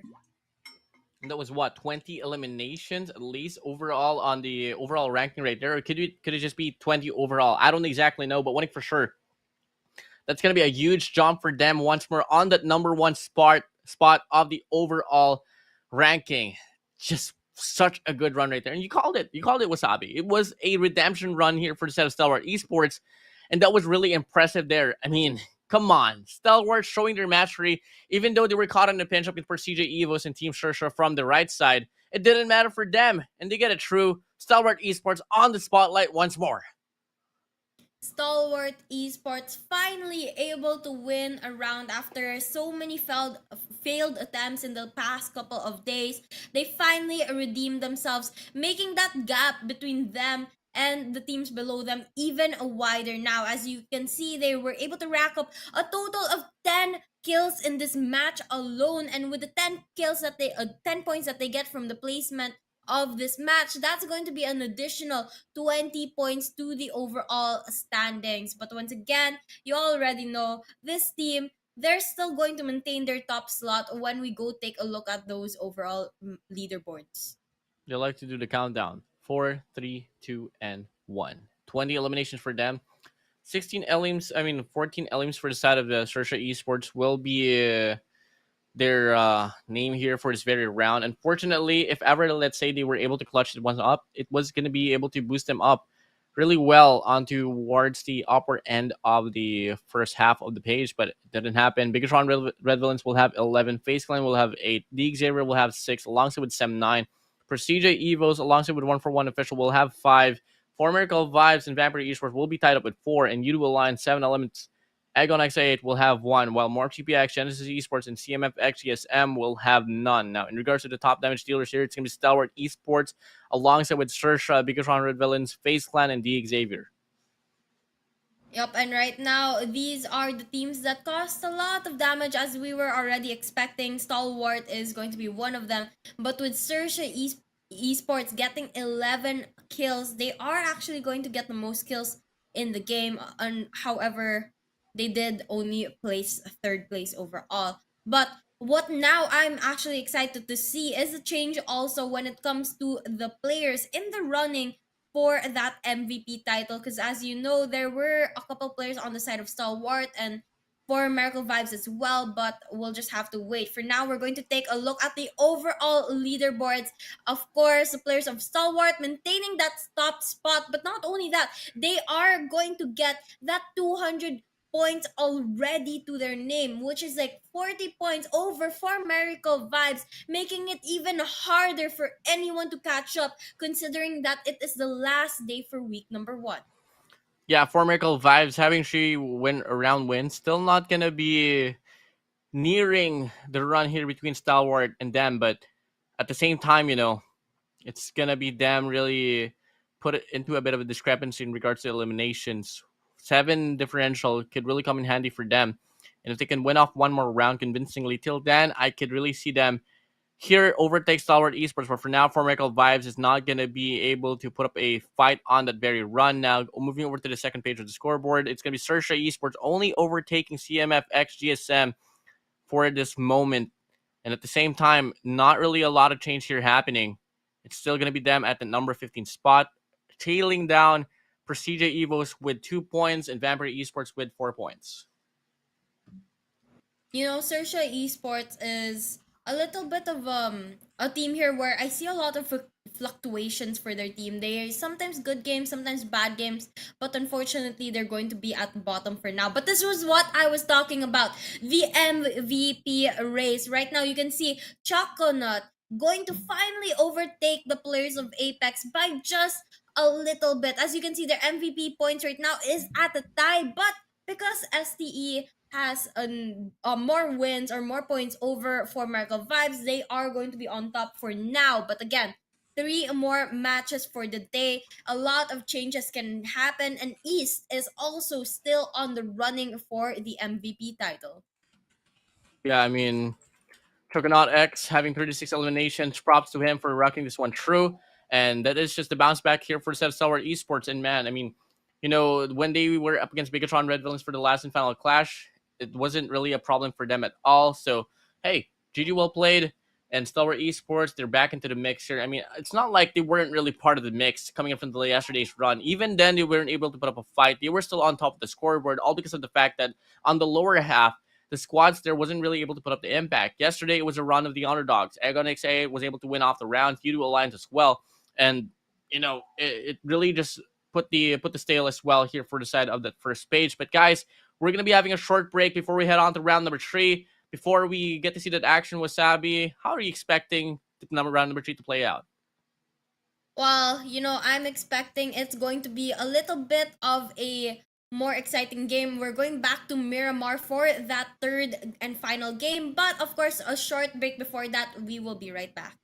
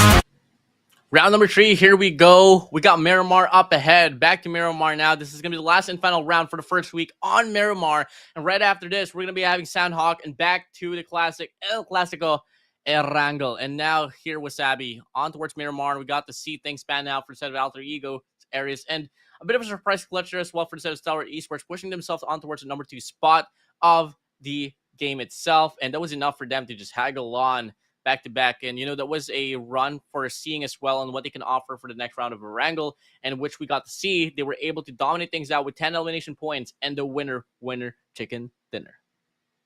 But speaking of statistics, I heard something very, very interesting during the break. Unfortunately, it looks like production is going to try to keep us on our toes and they're going to stop showing us the overall leaderboard. So, guys, you're going to have to do a lot of math in your brain if you want to know who is going to be the winner, because we won't be seeing the overall leaderboards until the last and final match later on. So right now it's kind of guessing game of what exactly the standings are, especially as we go into the next two games. I don't like it, but at the same time, I love myself some surprises. But now moving over to round number 3, here it's gonna be Group A: BIGETRON, Red Villains, YOODO Alliance, XERXIA Esports, STALWART Esports. All the way down to Group B, we got Alter Ego Areas, Hail Esports, NB Esports, and IHG Esports. For the side of Group D, we have 7 Elements, 4 Miracle Vibes, Sem9, and Vampire Esports. And on Group E, we got Prestige Evos, Aegon XA8, 141 Official, and CMF XGSM, with another round here granted for the side of STALWART Esports, with them having that warm-up that they got there coming from the previous round. Honestly, I don't think we need to do a lot of maths. If we can see them claim down 10 elimination points once more, or like make it even 15 or more or less, as long as they put themselves into the mixture of the top 3 teams in the competition, it's safe to say that they are going to be bound to be the champions here for this week number 1. Yep, and I think the teams that we really have to watch out for are the teams that are placing from 2nd to 8th right now, which is going to be for Miracle Vibes, FAZE Clan, D Savior, IHC Esports, Hail Esports, Alter Egos, and YOODO Alliance, because those are the places that are going to really make a difference. Of course, STALWART Esports, with their 40-point gap right now, I think they're pretty secure to get at least 1st or 2nd, at worst 3rd in this week number 1. So that's pretty secured already for STALWART Esports. It's just a matter of who is going to be the other teams that go up on top. Now, in regards to statistics and probabilities here, I want to hand this one to you, Wasabi. After all, you did mention that there's still a slight chance that STALWART Esports might not make it to be the number 1 team here in this competition. But at the same time, we had a conversation as well with the outer broadcast, and they asked them, did you guys expect STALWART Esports to put up this fight right now? And so far, they said yes. I mean, they had a hunch. They knew for a fact that STALWART Esports would be the top team, top dog. And at the same time, it's not really so strange. It's not really so strange to see them on the number 1 spot. So, in regards to the odds of them getting overtaken here, Wasabi, give me a random number, or maybe just give me some factual number here to get things on. Well, I'm not quite sure what percentage it is that they might be able to secure that number 1 spot, but of course, right now, what I can tell you is that their gap between them and For Miracle Vibes is 40 points. And when it comes to the rest of the teams, of course, way larger. But right now, we're going to head straight into the game. And it looks like the flight path is going to be from the top right all the way down to the bottom left of the map. Pretty even split through the middle of the map, which is going to allow the teams to spread out around the area. And let's see exactly where the zone is going to land up in when these teams finally get down. Now, the drop will be coming on. It's going to be Hail Esports dropping on Campo Militar alongside with Tori Ahumada, alongside with Cruz Val as well. So they do have this whole vicinity locked down. If ever they want to meet, they have Tierra, Bronya as well. And the first side of Alter Egos, they are leaning towards the direction of Impala. Same goes for the side of CMF, XGSM, Team XERXIA as well. Now, for the side of Sem9, same old drop for them, just beyond the centralized part of the map, at least leading towards the northern side at least. Now, in regards to the circle, quite fortunately, it is gonna be pretty nice in regards to including a lot of the teams into competition. I mean, at least half will not be found into the mix. But in regards to rotations, it's going to be Hail Esports that will be having a bit of a hard time For a set of Prestige Evo, C2 Alliance, Aegon XA8, 141 Official, 4 Miracle Vibes, IHG Esports, BIGETRON Red Villains, NBA Esports, and STALWART Esports, they will be inside the zone, alongside with a bit of a mixture as well from Vampire Esports. While once more for the teams that will be dropping all the way down to Impala, it's not going to be too far for them. 7 elements will be playing on the outside of the zone, coming from the northern side, but at the same time, once again, it's not too far. As mentioned by Warden, I think it's going to be Hale that is the furthest from that zone. But again, this game is known for having, this map specifically is known for having a lot of vehicles that they're going to be able to use to relocate themselves. But right now, we're going to take a quick look at the players of Stalwart Esports. Again, they won the match earlier, and right now, they are occupying that top slot on the leaderboard. So it's just going to be a matter of maintaining that top slot. Even if they don't win any more chicken dinners, they just have to not die right away and be able to get a decent amount of eliminations per game. But early engagements happening here between Vampire Esports and XERXIA Esports as well. As we try to go and spot them down, we can see a couple of the players on the side of Vampire Esports, specifically Tony K, out here in the open areas of the desert, trying to land a couple shots. Although he is not getting a lot of it just yet, he is still deciding to push towards the players of XERXIA, even if there's not too many of his teammates around the area. Now it's Tombstone as well from afar, spraying down RNJ, and they do have the northern side of the map so far directly towards them. Now, for side of XERXIA Esports, looking at their arsenal, it's pretty empty for the time being. They do have a UMP to back themselves up, but at the same time, they are pretty cornered now, and Vampire Esports really on the verge of winning this clash right now, all because of the damage they are putting up from the distance. And honestly, if they do decide to go for the push, I think they have the best odds, but with the Winchester 94 now held on to by the side of Team XERXIA, they do have one gun now to put up a fight against Vampire Esports from a distance. Tony K with a UMP.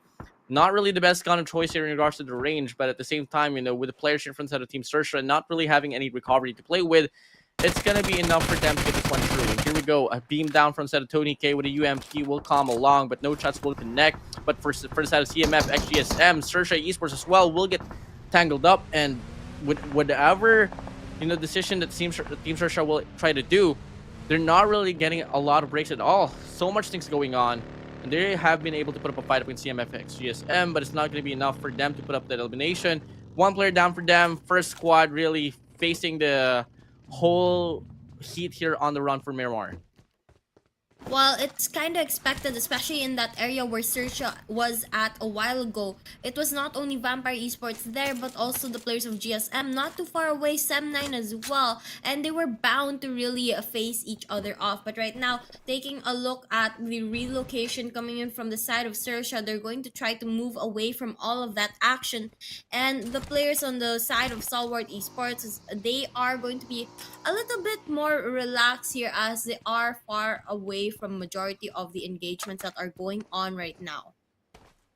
And now Stalwart Esports once more is going to be under cams here. A 40-point lead that they have against 4 Miracle Vibes.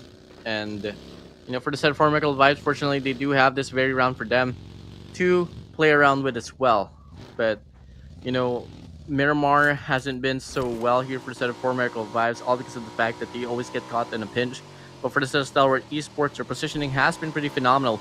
So that is going to be one factor that every of the competition here up against Stalwart Esports has to hold on to. Number 1 team, 121 eliminations in total, and 4 winner chicken dinners will be on their names. So that is going to be a pretty tough factor to chase down here on this game here, Wasabi. Yep, and as we take a look at the map, things are going to go a little bit slower here as we wait for more engagements to come through. Not too many teams around each other just yet. And we are still spectating the players of Stalwart Esports, trying to get maybe a feel of how this team has been so dominant in this competition so far. But again, guys, this is only week 1. There's still one more week of action coming for you guys later on.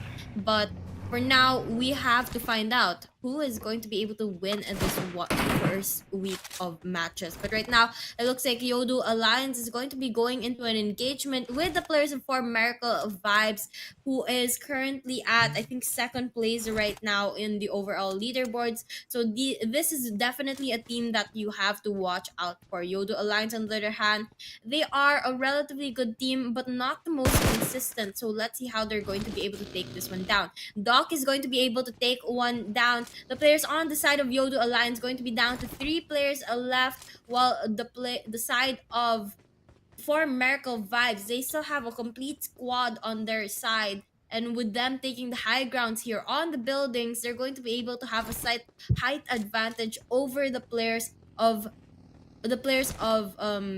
YOODO Alliance there. But with the smokes coming through, healing up their teammates, they're going to be able to get back to 3 players. I love the overall ranking right now, which is a question mark. The production love teasing us, guys, and that is brought to you by Esports County, and we're gonna be empty-handed nonetheless. Wasabi shows us and tells us the pressure information, but at the same time, it's her call if she wants to share the whole excitement or not. At the same time, I don't want to hear it, Wasabi. No, I don't want to hear it. If I can keep track, I will. Nope, you can mute the stream. You can mute me, and I will tell the stream. No.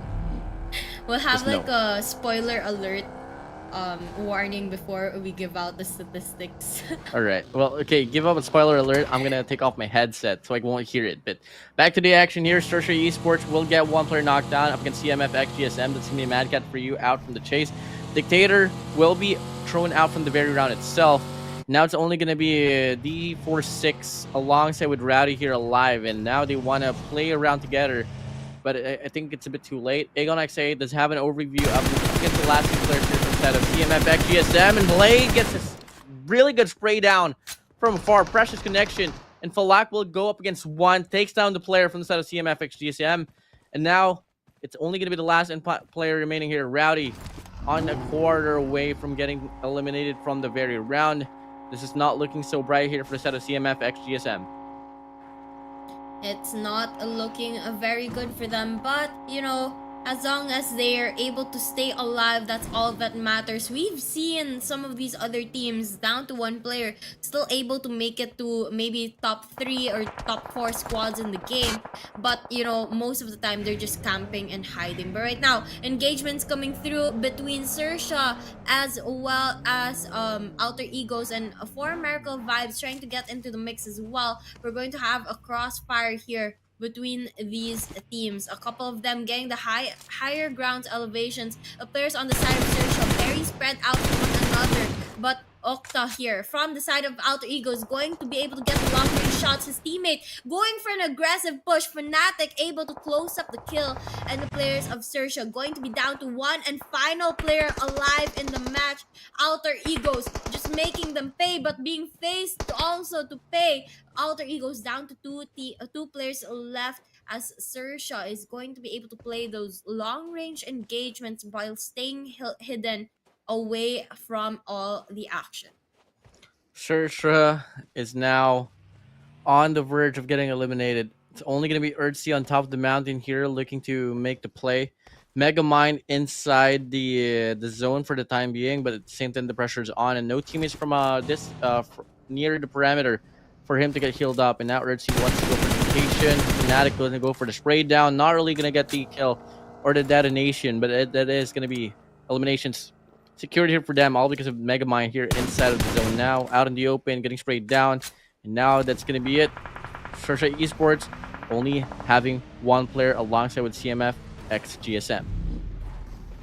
And once again, things are going to slow down, but the players of Alter Egos looking to relocate here, trying to move a little bit further. But looking at For Miracle Vibes, they're going to be able to scope out the players of BIGETRON Red Villains. BIGETRON, though, hiding within the buildings, going to be able to use that as a means of safety away from the bullets that For Miracle Vibes Apex is looking to deal to them. Things slow down here, but with them aware of one another, action is bound to happen in a couple of seconds as soon as the players get another position to go in for an engagement. But while we wait for that, Vampire Esports up against Sam9 here on the high ground, going to use those grenades and guns to their advantage, trying to get a couple shots landed. The players on the side of Sam9 going to be able to stay alive for now, but Vampire Esports, they're going to take some shots in the head and they get knocked down. Vampire Esports down to 2 players left, while Sam9 still at pretty top shape right now. Yeah, I mean, Sem9 is arguably one of the best teams here for the set of Miramar. Because Vampire Esports, they can stand strong as well. But for now, the initial gunfights will not go to their way. And adding more effect now, it's going to be Halo Esports putting this up into the mix. Hopping out, flash, dropping in, finds one to the feed. And now it's going to be Uzi here left alone to clutch things up now here up against Halo Esports alongside with Sem9 as well. And he gets tagged up, going to go for the recovery. Still plenty of more recovery to play with. But at the same time, C-Sky only closing in the distance with an M249. To go for a spray down, and now only one tag away. Vampire Esports, the first team to get eliminated. Looks like they're out of the game for now, but looks like Hale is going to try to go in for the loot. They do, however, have to watch out, but as we know, the players of Sem9 are really close by as well. Hale Esports now using those vehicles to relocate. They're inching closer towards the players of Alter Ego's Ares as well. And when that time comes, it looks like Alter Ego's Ares are going to try to go in for an engagement with the players of Sem9 to take them out of the game. And it's going to be a little bit of a mixed battle here as more teams go up to the high grounds here. We're also seeing YOODO Alliance playing from afar as they inch closer to trying to get a couple snipes on the players of Sem9, but right around the corner is going to be the players of Precision Evos trying to get into the mix as well. And as we look at the mini map, a lot of teams in the surrounding areas. And you know, just by looking at this whole run right now for the set of Miramar, I thought that it's going to get slower here, but teams just wants to get into the battle really quickly. They want to rack up those elimination points because they know for a fact that they are so bleak right now in regards to getting this one through. I mean, after all, a big catch-up they got to do up against IHC alongside with STALWART Esports, FaZe and former Echo Vibes. And this is really good, a good image for them, playing this game down to the T. Aegon XA8 might just go up against 1-for-1 official. A battle of Pakistan here. Now they want to go for the utilities. Dropping in, looking to close down the distance. And a bit more aggression here being found over for the side of Aegon XI8. As 1-for-1 official, they have one player knocked down to the ground. Blade here on the front lines. Sirius is on the opposing end. Has a DBS to play with, so Blade can't really play closely. On the feed, we get to see Alter Egos taking one player out away from Sem9. And Aegon XI8, they paid the debt that they tried to put up. It's going to be them going down one man. Eagle now here on the left side. Going to go for a spray down. Decides to fall back instead. Now it's going to be a battle of ring around of Rosie and who's going to be able to find an angle. But Flair from the side of Aegon XI8. He goes off on top. He gets beamed down. And 1-for-1 official now slowly but surely regaining the feat that they want. They're holding on to this vicinity. And they're winning the gunfights now. Only one player here from the side of Aegon XI8 to make things work. And unfortunately, it's not looking so bright for them. It is going to be a little bit of a hard battle here. A last player, as Warden said, on the side of 1-for-1.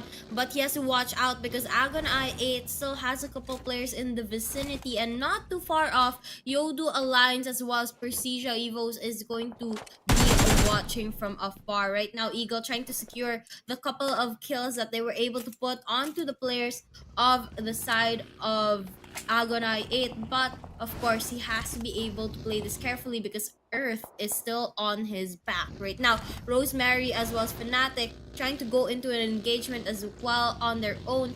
A little bit of a battle happening on their end as well, but Eagle on the side of 1-for-1 going to abandon his teammates, try to relocate, get a better position and stay alive. Smart move from him, especially knowing that there is not much chance for him to be able to take his teammate up. Right now, Earth going to get that final kill on Sirius as well as stealing the loot. It looks like XERXIA is going to be down to the last final player on their side as well. Now, XERXIA Esports, shockingly, they are still alive here for this very round. URGC will be the last player remaining. Now for a set of official 1-for-1. 1-for-1 official, that is. They are going to get eliminated. And Aegon X8 was really one of the biggest factors there on why they got softened up here up against the clash on Alter Ego Ares. Fnatic getting the kill to get through. Alongside with XERXIA Esports getting eliminated now here up against Aegon XA8. And Aegon XA8, they're really showing up here on this very run. Rocking 4 eliminations total. Alter Ego Ares will have it double down, having 8 in total. Now, Klux on the feed will detonate himself, quite unfortunately, for the side of YOODO Alliance. And now they only have 1 player as well. And things here are about to get heated, Warden. As you can see, there's 3 teams in the mix right now. It's going to be Hale as well as the players of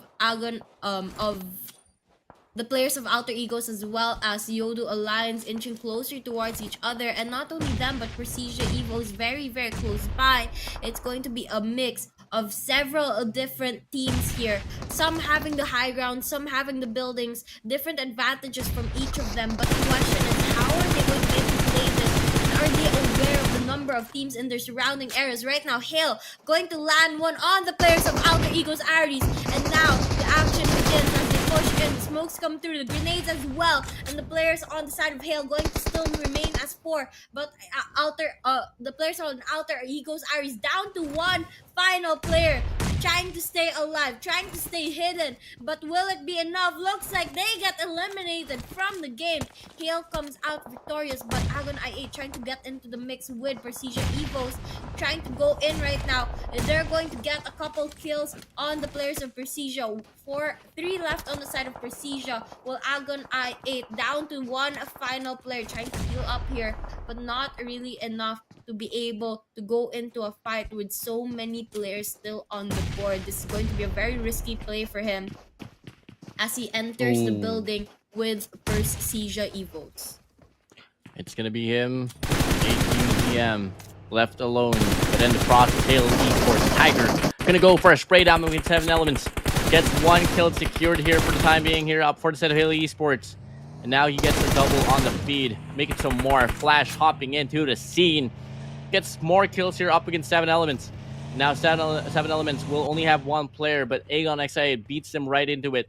In regards to getting eliminated, it's only going to be Divine, the one and only Divine to clutch things up. This player is really capable to make things work out, but from the distance, NB Esports shuts him down, and it's going to be 7 elements eliminated from the chase now. 4 Miracle Vibes having 2 elimination points, but having 4 players in total here in this competition right now could really come in pretty handy. STALWART Esports having 4, not really a lot of impact. In fact, no impact whatsoever here for this very round. They're still playing this one down to the T, taking things slow just a little bit. And now they want to still, play around the outskirts, as they don't really want to have a situation where they're caught on a pinch. 4 Miracle Vibes on top of the mountain. STALWART Esports hanging on in regards to the split. Map control is pretty much spot on here for the side of STALWART Esports. For the side of 4 Miracle Vibes, they are playing on physicalities. Now for the side of NB Esports, they're out in the open, get spotted down by the side of Hale Esports. And this is going to be a pretty tough one here between Hale and STALWART, actually, because yes, for sure, Hale Esports wants to go at it against NB Esports, but the closest team there is going to be STALWART. Better make sure that you get your priorities straight, because if not, you might just be the next squad eliminated. That is right. You need to know what you're getting yourselves into and exactly how to properly counter the plays of your opponent. And right now, Hale trying to get into an engagement with STALWART Esports. I'm not sure how that's going to go, considering that Hale is surrounded by so many teams in all directions possible. Now, they have the cover, but they don't really have the best positioning right now. For Miracle Vibes, on the other hand, trying to go get one at IHC. IHC going to be down to 3 players left. Same goes with 4 Miracle. Grenades coming through as well as the smokes. Trying to stay alive. Doc there trying to lay low, trying to get into the vehicles and move away. But his teammates in a risky situation. As you can see here, the zone is closing down on them, but the players still trying to go into an engagement. It's going to be a very, very tough battle between these 2 teams, and right now we're going to see a couple shots going through. The players of 4 Miracle Vibes trying to relocate themselves here with the vehicles, but trying to do it slowly without getting spotted as well. Yeah, but they're not spotted now here from the players here, I do believe, coming in from the side of Hale Esports. 10 eliminations for them, pretty heated up. they can absolutely go for the fight. YOODO Alliance getting tagged up by Prestige Evos, but it's not actually going to be Haley Esports. It's going to be IHC here going head-to-head up against Formerical Vibes. Now with Doc healed up just a little bit, he can really prepare himself here for this possible clash. Smokes deployed, drawing in the vision to get mitigated out away from IHC Esports, but has to find a way to go away from the buggy. That could be one detrimental factor later on for IHC to hold on to. And now Doc will be regathering alongside with Apex on his Chiron. And now they want to wrap around the outskirts once more. That's exactly how they like to play for Miracle Vibes. Really just waiting for the central action to pan out while IHC completes the squad as well. They also have this one through. And so far, we only have 9 squads in total, 29 players overall with 22 minutes inside the game.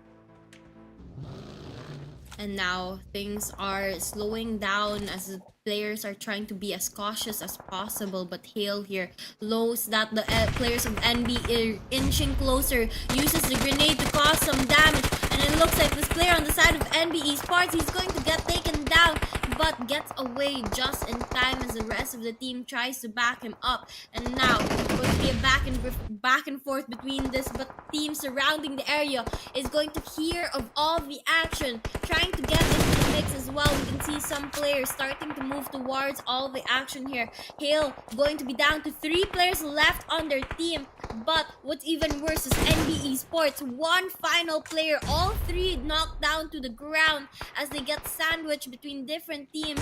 And look at this, STALWART Esports playing the third party here, trying to get a couple kills without getting spotted. BIGETRON trying to get the last and final player on the side of YOODO Alliance, not showing any mercy at all. YOODO Alliance still outside of zone, going to get a little bit damage from the players of BIGETRON, but BIGETRON allows them to live a little bit longer. Now, NB Esports could come to nade. This will be Fistboy for you, throwing it to the direction of Hale Esports. And they only have 2 players to work with. 1 player already knocked down to the ground. It's all going to come down to Fistboy here to make the difference here up against Hale Esports. Zone closing in as well. But in the process, YOODO Alliance, they get eliminated now from the chase. 8 players, 8 teams remain. Now it's going to be NB Esports here feeling their demise as they're the next squad as well, getting eliminated by the way of Hale Esports. Now, Hale Esports having 13 eliminations. This is looking so bright for them here, Wasabi.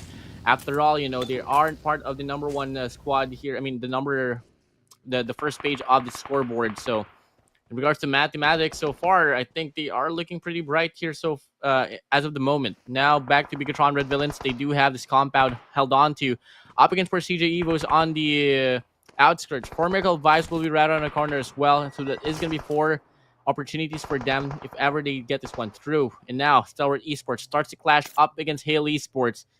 Are they going to go for the commitment, or are they just, you know, teasing them just a little bit here in this moment?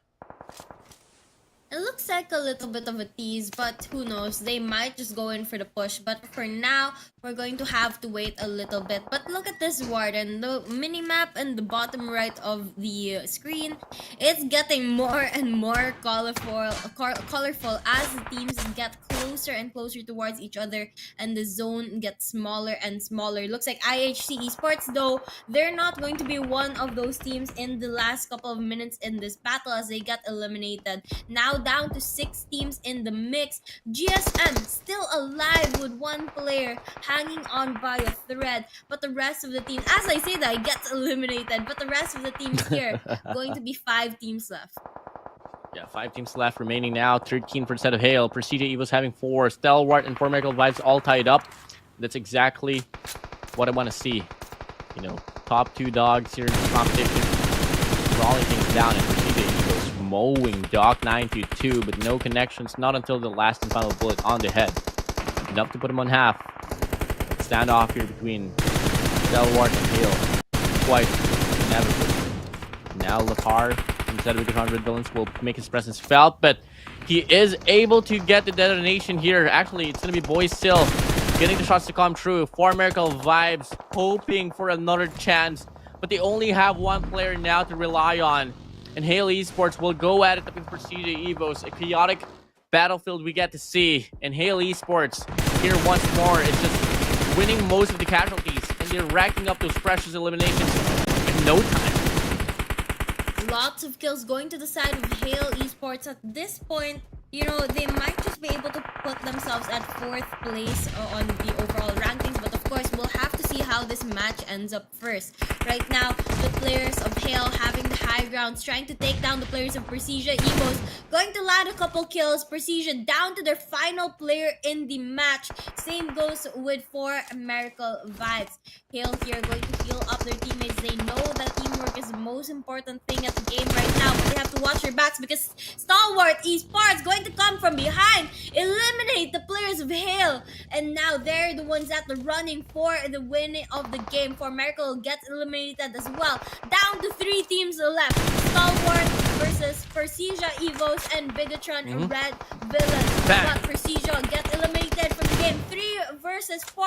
Will it be Stalwart or Bigetron? The action is starting already as they try to push in. Yeah, they're trying to push in now. Lepar on the buggy, looking to close down the distance. Akshani down to the ground, hoping for his teammate to get the pick up in time. But Icy here on this wraparound could really make the play work out as Boysil is unaware of the situation. Gets spotted down, gonna go for a spray, and he gets one down to the ground. Lepar as well here onto the mix. Nades flying through, but it doesn't matter. And now it's gonna be Stalwart Esports so far in control of the situation. All gonna come down to Super Nan here, Lepar to make the difference, but Lepar goes down. Super Nan left and alone to clutch things up now for the side of Bigetron Red Villains. Stalwart Esports on the verge of going back to back, coming in from Erangel, back to Lepar, and here they go. Winner, winner, chicken dinner. Well, with that dominant win, it looks like Stalwart just might make that gap between them and their opponents even wider tonight. But unfortunately, we're not really gonna be able to see the overall rankings. Hopefully, the game rankings, but we don't know. Prod's kind of trying to give us a surprise for this game. But again, congratulations to the players of Stalwart Esports for getting back-to-back wins tonight. Well, that's already 10 points secured for them. Let's wait and see how much eliminations they get. And after all, Wasabi, I need to ask you a question. How much points did they have before the round started? They had 203 points, which was a 40 over for Miracle Vibes. And right now, they're going to get 10 eliminations to their name and GG's. another 10 points for placement points. So that's an additional 20 points to that 203 points, adding up to a total of 223 right now. Even if we don't do the maths, guys, it makes sense. They are the number 1 team in this competition, all because IC started to pop off. Tops as well. 20 points in total. Haley Esports, such a good run.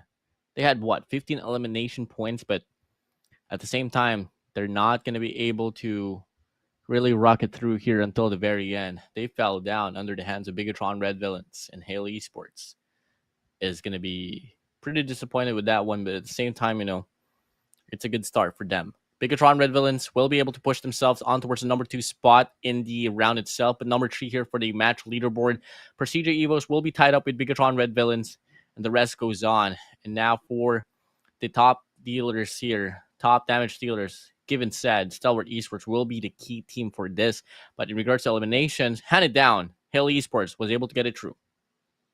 Yep, they were going to be the ones with the most eliminations in the game, but unfortunately, they did get eliminated a little early compared to the rest of the teams. And Stalwart was able to close up the deal with a relatively good amount, a decent amount of kills, 10 kills. Not the most that they've had in the tournament, but nonetheless, still a good amount to end the game with.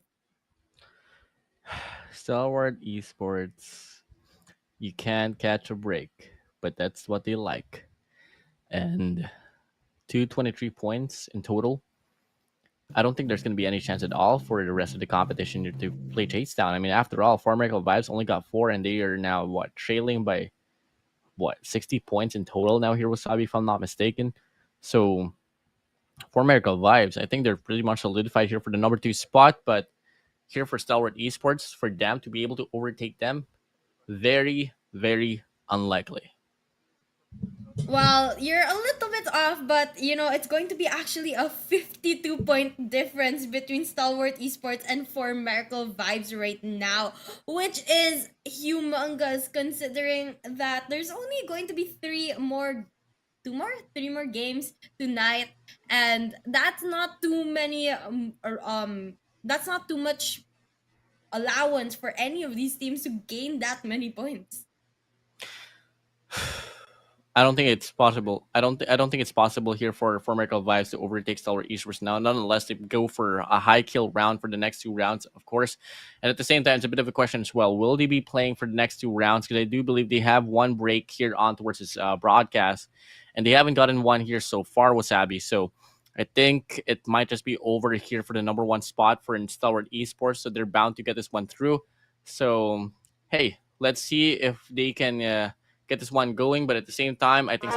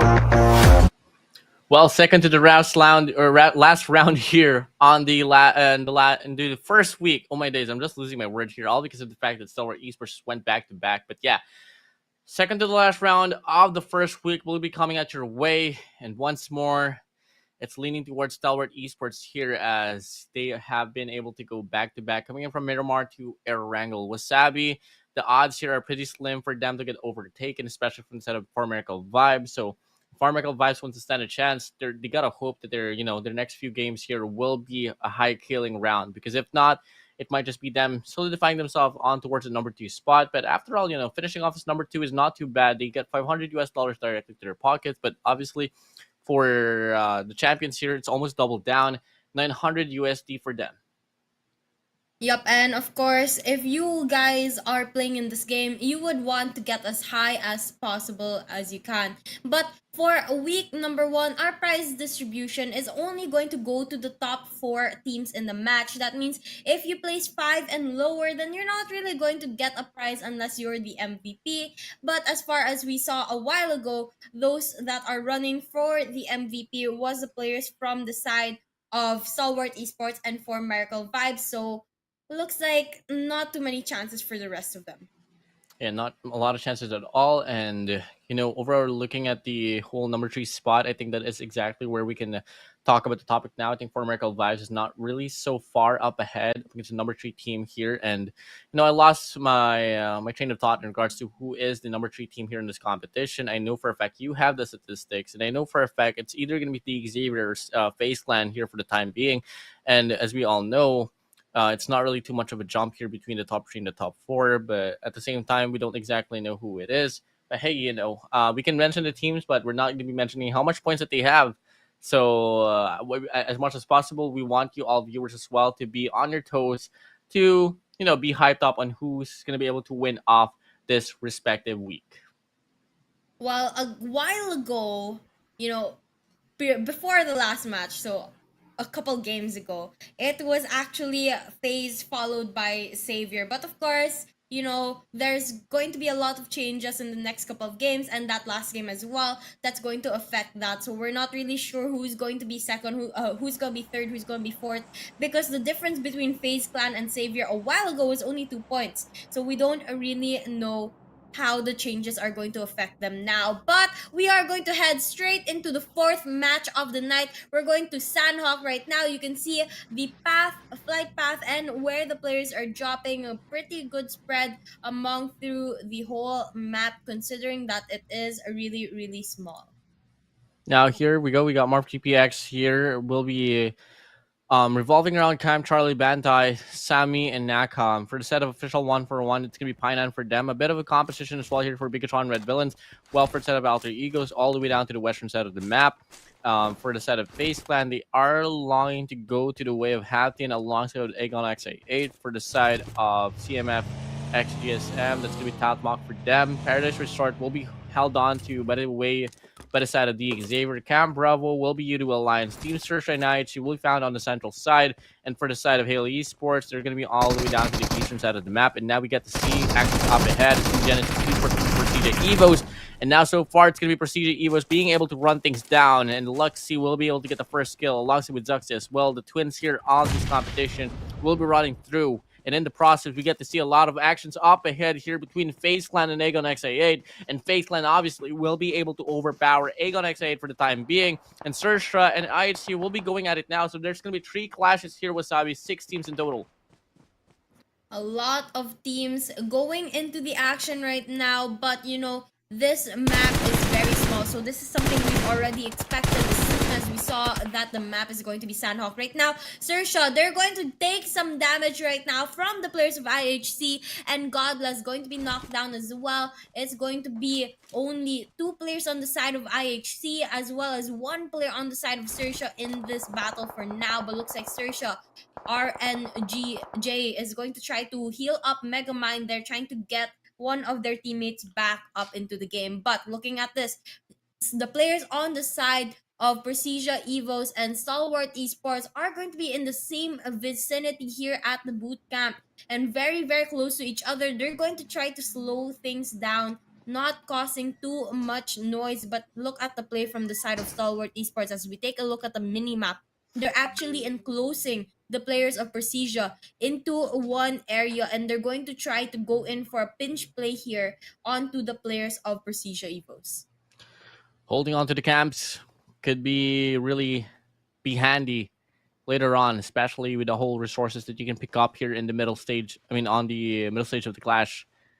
And it's so tough here for Procedure Evos, knowing for a fact it's going to be Stalwart just right across. And in regards to runs on Sandhawk, Stalwart Esports is really formidable as well. Pretty dominant, and it's going to be tough here for Procedure Evos now. I mean, Luxie is tagged up. He's going to go for a recovery. Things are slowed down just a little bit here for the set of Procedure Evos. They did take down Genesis Esports as well, but at the same time, it's just all about them against Stalwart. Now, really shocking if ever Procedure Evos will be able to come out from this case. Well, Stalwart Esports really playing aggressive now. The nature is pretty aggressive here. It's going to be Akshani cooking with the nade, looking to close down the distance. And alongside with Misery here down below, that could be him offering a pinch later on. But for now, nothing much is really happening. Very, very aggressive positioning coming in from the side of Stalwart Esports, enclosing the players of Precision Evos. One going to be able to get out. Luxie here out in the open. But right now, the push is going to come through from the side of FAZE, going on to Agonai 8, knocking down player after player, and Agonai 8 down to their last and final player, who is the only one not in the perimeter. That's why he's going to be spotted. But right now, as he tries to shoot his weapon, gets spotted. Agon I8 going to get eliminated from the game. And we're down to 13 left for Seizure Evos here. Looking like the next spray of the players on the side of Stalwart Esports. And now the push comes in. Stalwart Esports going to be able to take down 2 players already. Precision on the other hand, trying to stay alive, going to run for their lives, but it looks like going to be down to their last and final player. Stalwart still very, very dominant, so rampant. They still have 2 players in the game, with one being knocked down, but now they make it into a 1v1 with Green. Icy here. Oh! Icy falters, and the players of Stalwart Esports get eliminated from the match. No, that's a fight. Procedure Evo Zuxi with a DBS. Screaming yes to the ground as he takes down the players with Stalwart Esports single-handedly. And that's going to be Procedure Evos having 6 eliminations now. Stalwart, pretty stale now in regards to the number 1 spot. And unfortunately, though, 4 Miracle Vibes will not be in this competition. So that's not going to give any leeway for them whatsoever. But back here for the set of Morph GPX, they could be a squad as well to try to rise up into the equation here for the top dogs here.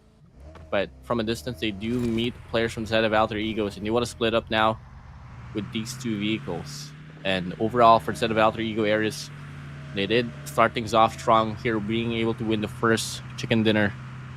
But at the same time, you know, right after that, they had a slow round on towards the first one on towards Miramar, alongside with the second into the fourth as well. I mean, let's see if they can retain this one true and put up a fight. But for now, things are slowed down just a little bit.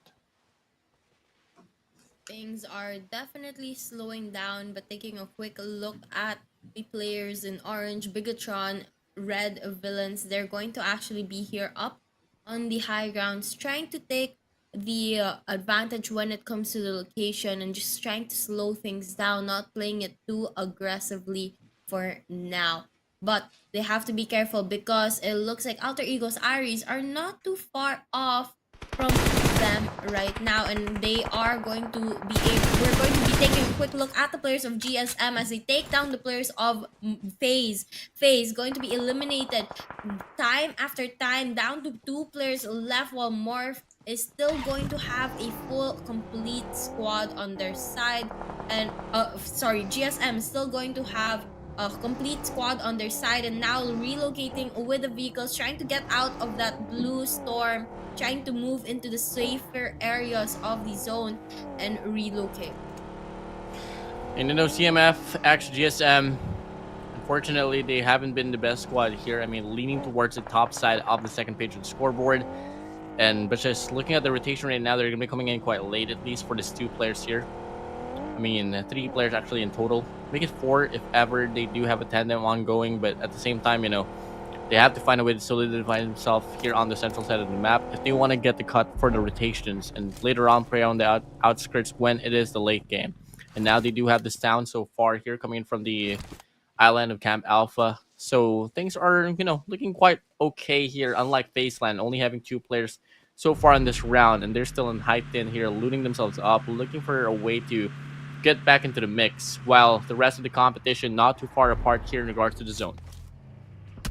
Not too much of a difference here, but a little bit surprising that the players of FAZE still up in the top of the map, not trying to move into the zone area. I guess a little bit scared of that engagement that they just had with the players of GSM, trying to wait it out while the players of GSM start moving and relocating back into that safe zone. But right now, taking a look at the players of BIGETRON as they inch closer towards 1-4-1, but not only them, but it looks like we can see the players of Alter Egos in the further corner as well, not looking like they're going to be in a good position here, as this is a huge chance where they're going to be faced by multiple teams sandwiched into this very building that they're hiding in. But of course, all we can do for now is wait and see for the engagement to come through, as the players of Alter Egos Ares, they try to go and loot, or trying to find the best location, repositioning themselves in the higher grounds of the map. Ooh, Alter Egos Ares on top right now. 1-for-1 official. Complete set of players will be down below. And so far, they are going to be just holding on to this mountain range and waiting for things to pan out. After all, there's only a minute and 16 seconds left on the clock before the zone starts to close out once more. And we get to see BIGETRON Red Villains as well coming in from the eastern side of the map. We'll be right there. And so far for the set of Alter Ego Ares, this is something that they kind of like to lean towards on, really having the verticalities. But at the same time, if they go late from the zone, it is going to be them here getting tangled up, especially since the fact that, when they are in a situation where they're caught in a pinch, they don't really have the proper respondment for the recovery. But now we are seeing an seeing view here between BIGETRON Red Villains alongside with Alter Ego Ares. So far, it's still going to be Octa here trying to draw some distance, draw some attention up against BTR, but they're not really meeting each other right now. And right now, things is about to come into a start of an engagement, as the players of BIGETRON, aware of the players of Alter Egos, trying to use the smokes for some cover here. Not enough though, because the players of Alter Egos still on their tracks and trying to get those shots landed. Octa here trying to play a low in the grass, staying hidden from the opponents, but not able to line up those shots just yet. Going to wait it out a bit longer before going in for the final push. Alter Egos, on the other hand, they are just trying to maintain their hold on this specific cut here, as they try to stay alive and away from the engagements. Now, taking a look at the players of Hail Esports, going to spot the players of the Savior. The Savior, however, are all stacked up in the building, staying away from the engagements. On the kill feed, we're going to see the players of XERXIA actually take down the players of IHC and take them out of the game. 11 teams left in this match, Warden, and things are beginning to slow down. But of course, that just means that the teams are aware that there's so many of them around the area that they need to be able to play this more strategically. Now, Eliva here will be throwing some shots up against CMF XGSM on the Lambo, but they are not going to be able to get that information. I mean, they get the connection, and CMF XGSM will play off that information. And now it's going to be Eliva here getting tagged up, looking to run away.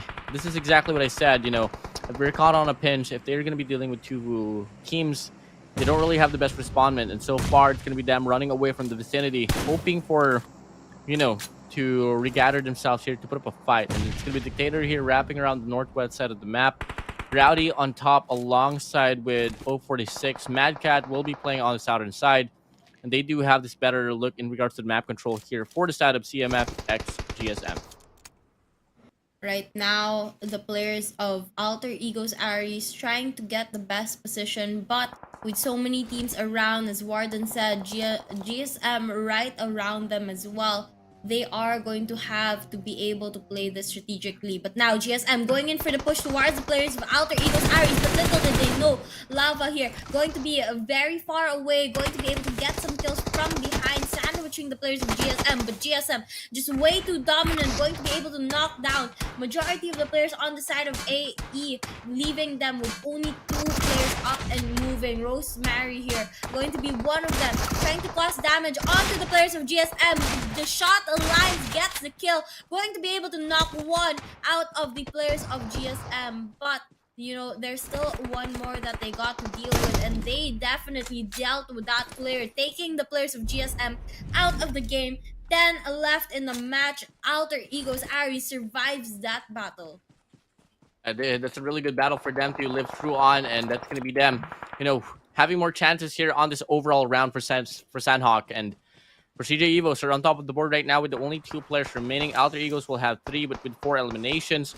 At the same time, I think it might just be them being the next squad, getting taken out from the equation. But Morph GPX and YOODO Alliance will be going at it right now. And it's going to be a 3v3 here as of the moment. Team XERXIA will be coming in from the Quarry side. Hale Esports will be just around the vicinity onto towards the zone. The Xavier coming from the northern side alongside with Procedure Evos, while Painan will be occupied by the set of 1-for-1. A bit of a shed play as well here for set of BIGETRON Red Villains. FAZE Clan will be coming from the northern side this time around. Pretty shockingly, they've managed to wrap around all the way from the south to the north, and I mean vice versa it is. And now back to the way of Morph GPX and YOODO Alliance. And YOODO Alliance didn't start off really strongly, and that's going to be them ending off pretty awfully here for this very run, as Morph GPX will be able to get the cleanup and take away YOODO Alliance out from this competition. 9 teams left in the mix. Morph going to be taking down YOODO very, very easily, as Warden said a while ago. But, you know, the match isn't over yet. They still have to go up against the players of XERXIA, who's right around the corner. And not only them, but also the players of Hale. And it looks like the battle has already begun, as the smokes are coming through to cover up the areas and get some cover for Morph to be able to heal up after that last engagement they had. But now, looking at the summary on the left side, you can see Precision Evos on top with 6 kills. They do only have 2 players left, which is going to be quite a difficult one for them. But of course, there's still a lot of teams in the mix, and they can be the ones killing off each other if Precision plays this right. Now, we're going back to the side of Morph as they go closer towards the players of XERXIA. And XERXIA, on the other hand, they're slowing things down, trying to get the right position. That gives the players of Morph just enough time to heal up and revive their teammates. But now the push comes through. The players of Morph going to falter, and they fall to their knees, getting down and out of the competition. The Savior going into an engagement with Hale. Hale is going to be on to their last 3 players in the game. Flash here, staying away from majority of the engagements, leaving it to the rest of the team to go and fight. But the Savior getting the high grounds has an advantage here over the players of Hale. Hale Esports up against the Xavier. C-Sky only kicking up the nade, throws it down, not going to be able to find anything off it. And now they are at the bottom side here of the mountains. They don't really have the best look so far, and XERXIA as well will be found into the mix, only having 2 players as well. Megamind gonna go for the heal up with the bandage. Unfortunately, not really a lot of work with. RNJ gonna be trying to heal up, but it's not gonna matter at all. The Xavier, Lamborghini alongside with Chua and the rest of the squad still alive and kicking, and now they want to allocate their attention here up against Hale Esports. And right after this could be the way of XERXIA as well. RNJ out in the open will be rotating to the eastern side of the map, but only will get greeted by a player from the side of Hale Esports. So it's going to be Team XERXIA right here about to go out from the chases. Hale Esports will be allocating every attention towards them. Flasher scouting the perimeter up against the Xavier will try to slow things down as well. And Hale Esports will take down RNJ from the case. Team XERXIA only having 1 player here. Hale Esports dealing with 2 teams simultaneously, but looking like they're not going to have any problems at all. 15 seconds left before going on to the next stage, and the game is getting more and more heated as we all battle up in this hill, stacked with so many teams. XERXIA, unfortunately, going to be eliminated for the competition, down to 7 teams left. But right now, the push is coming through. The players of the Savior trying to go in, but Ross going to catch them off guard, landing shot after shot, and it looks like the players on the Savior going to be down to 2 players left and only a Rock to give them cover.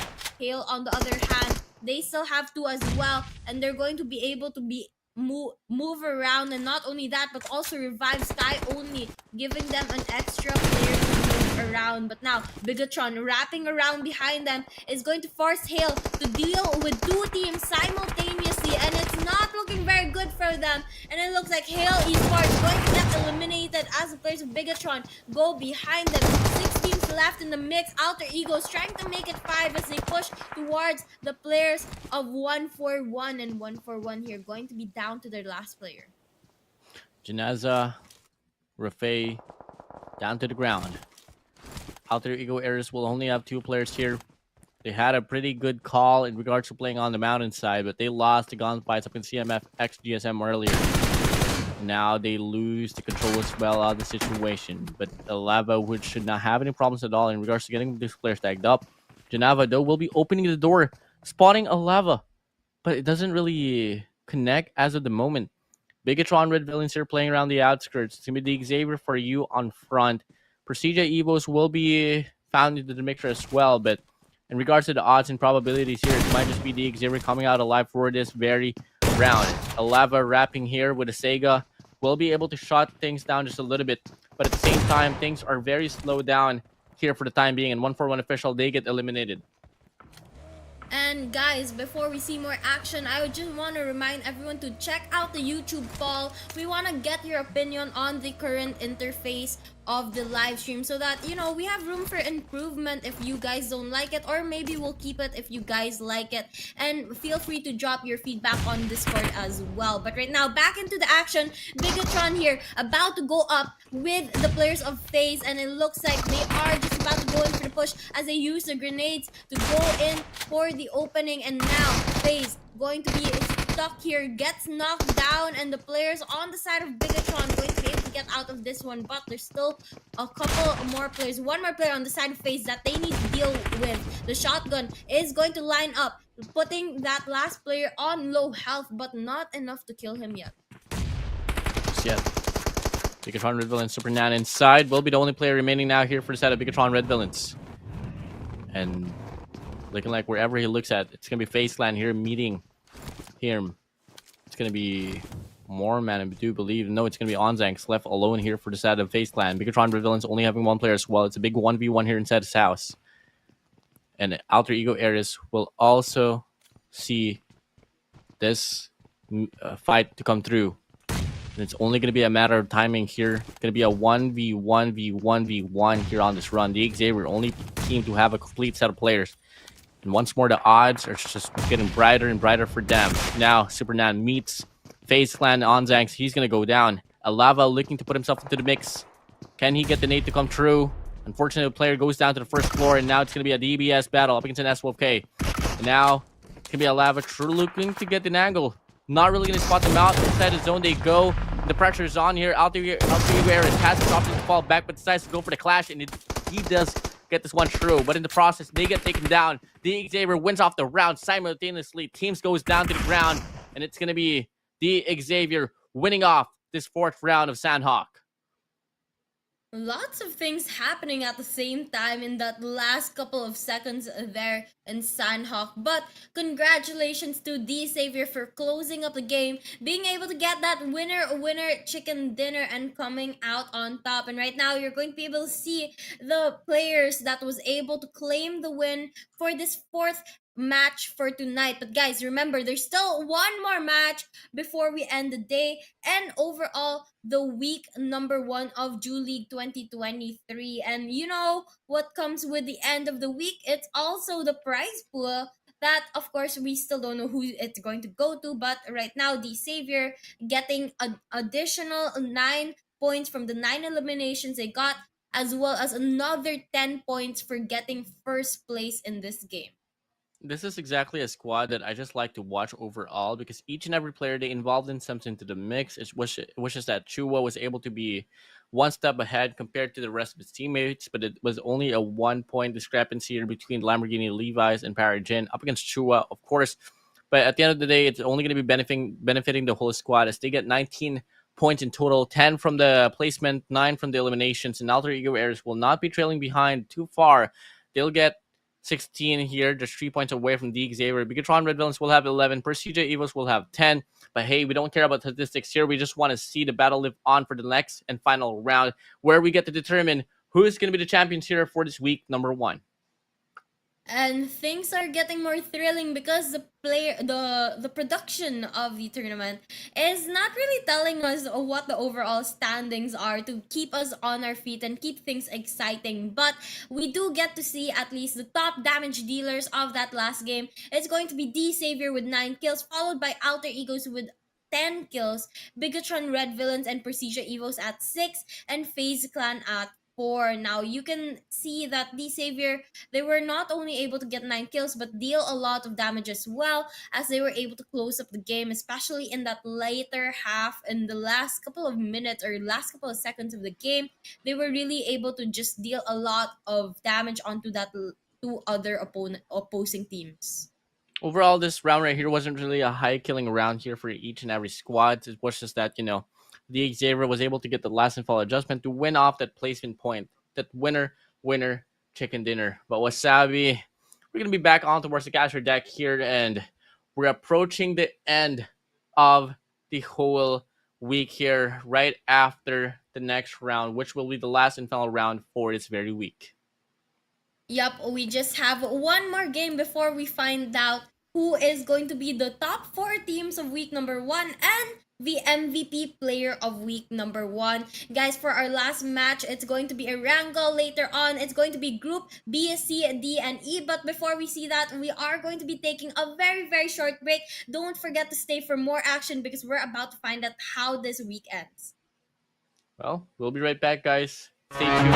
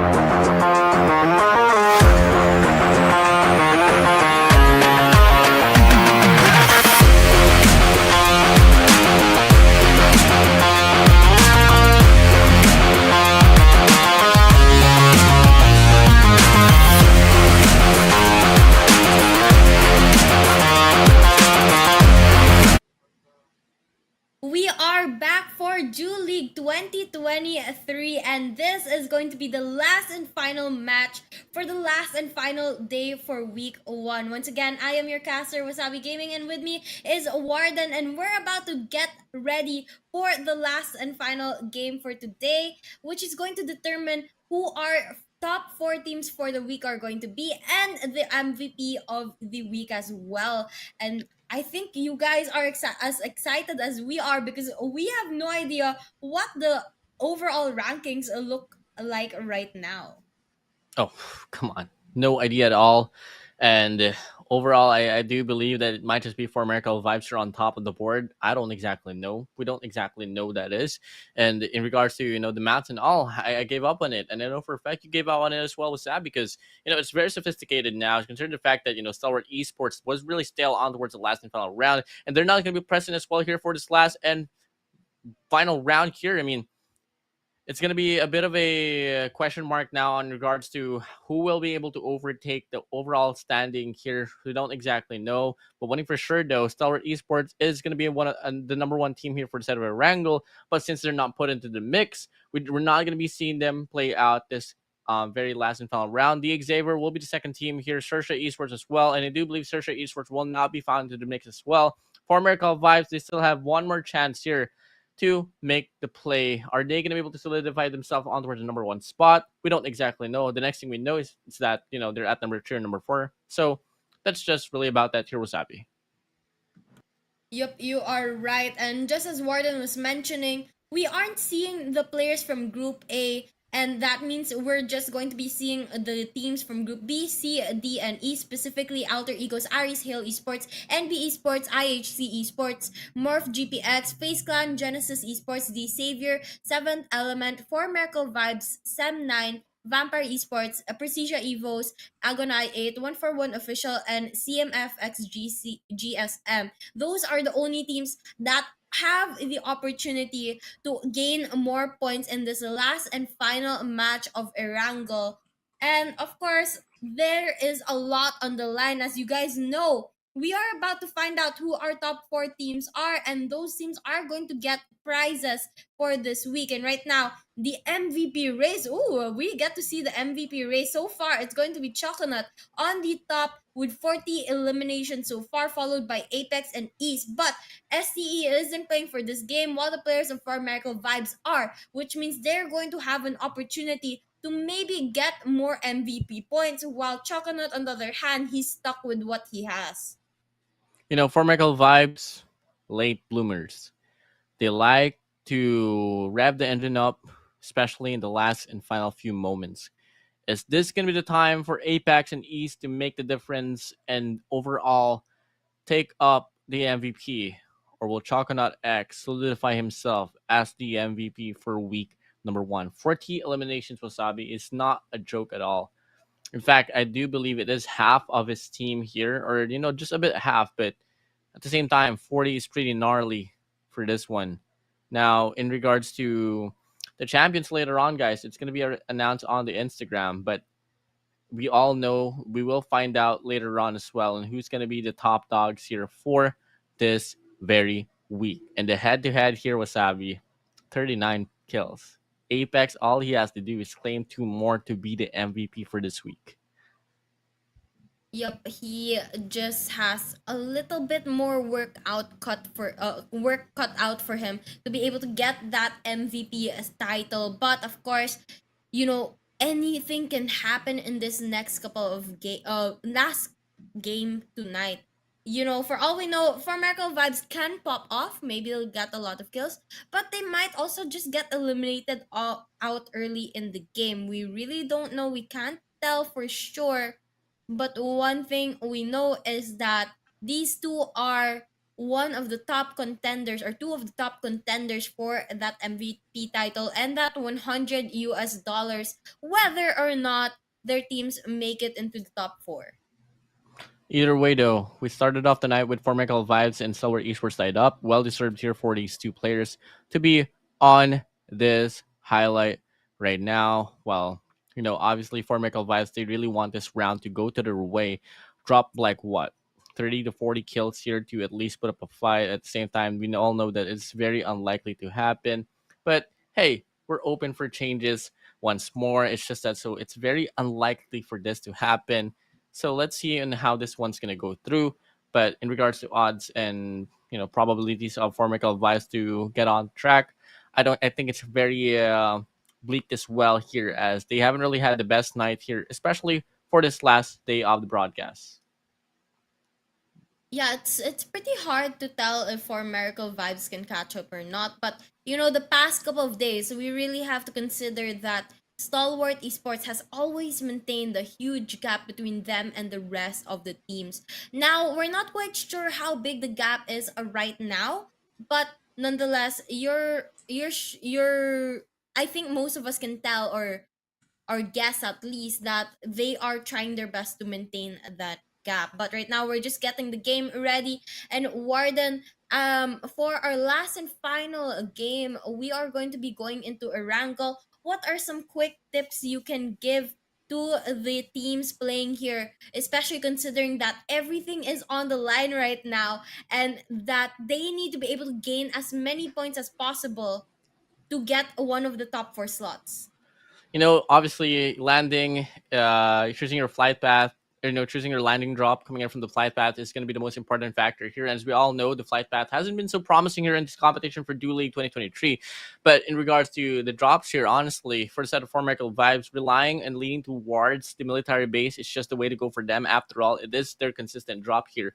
And moving over now to other options that they have, they could easily go for Novo as well, as Stalwart Esports won't be found into the mix. As we all know, Stalwart does love to play around Novo instead of the military base instead. And if ever they want to play around, let's say, in the main island, it could go to the way of Georgia Pole alongside with School or the bunkers or maybe the craters perhaps. But for now, I think they want to lean towards the military base. After all, it is their comfort drop. And not only picking your location but also getting a vehicle might come into handy, especially considering, as you said, the zones are not really matching the flight paths in the past couple of days, so that might come into use there. But not only for that, but also to get away from your opponents if ever you're in a situation that you don't want to be stuck in. Those vehicles can be one of the fastest ways to get out of those kind of situations. Yeah, and it's going to be hard to avoid overall. But till then, we're open for the changes here that the teams has been able to put up as well, coming in from the last and few previous days here into this competition. But now, soon enough, we are moving over to the last and final round of week number 1 here. Comment down below which team are you going to be eyeing out for here on this very group. And overall, here is the players that will be playing for this very run. It's going to be Group B, C, D, and E. So we're going to be having no Group A's whatsoever. We're going to have Alter Ego Ares, Hail Esports, NB Esports, IHC Esports, Morp QPX, Face Clan, Genesis Esports, D Xavier, 7 Element, 4 Miracle Vibes, Sem9, Vampire Esports, Prestige Evos, Aegon XA8, 141 Official, and the one and only CMF X GSM. And guys, I just want to remind everyone this may be the end of week number 1, but remember there's still a week number 2 to watch out for. That is going to be starting on October 11th, going all the way to October 15th. And that week will also have its own prize pool. And additional to that, there's going to be an overall prize pool that is a combination of both week 1 and week 2. So there is still a lot of action for the Jew League, and we are not about to stop it just yet. No, not just yet at all. I mean, after all, this is only the first week. Tomorrow we'll have a short break, having a whole day for our own selves. But back on towards the 11th to 15th, we're going to be heading straight back into action, guys. And on over October 15th, we will be able to determine who's going to be the champions for this very week. Can Stalwart Esports retain their whole dominance here all throughout the competition? Or can we see something change up? That is something for us to find out later on. But for now, we got to hang on to the last and final day here for this first week. Yep, and as you know, there's a lot on the line for this game, but of course, we are on the edge of our seats as we try and wait for the next match to start. Right now, we are just waiting for the teams to get ready and connect into the match, but some expectations going inward. And do you think there is going to be a lot of difference in our overall leaderboards and the standings of the different teams in comparison to how we started off the day, or do you think it's going to be more or less the same teams that come up on top? With a team going back to back earlier, coming in from the run of Erangel, if I'm not mistaken, Erangel back to Sandhawk, I think it's very unlikely that we'll be able to see any changes whatsoever. And honestly, as much as I want to make it more exciting here, they're pretty much somewhat solidified, but at the same time, it's all going to come down to the run here between Four Miracle Vibes and the rest of the competition. But now the game is starting on. Here we go, guys. Last and final round before we wrap things off here on the first week. Flight path, here we go. This is what we like to talk about. Four Miracle Vibes going to be heading straight into the military base. Official 1-for-1, dropping in now directly towards Novo. They're not going to be meeting any teams aside from actually CMF XGSM. So that's going to be a pretty interesting clash later on. And Sam 90 want to put themselves into the mix as well here for the military islands. So far, we are seeing 4 complete teams here into this Azmaka Island. Now, for a set of IHC, they are leaning towards Milta Power or just overall Milta. For the side of 7 Elements, heading straight into the direction of Pochinki alongside with the Xavier as well. Haley Esports into the same call here, so we're going to be seeing a very crowded first stage of the game.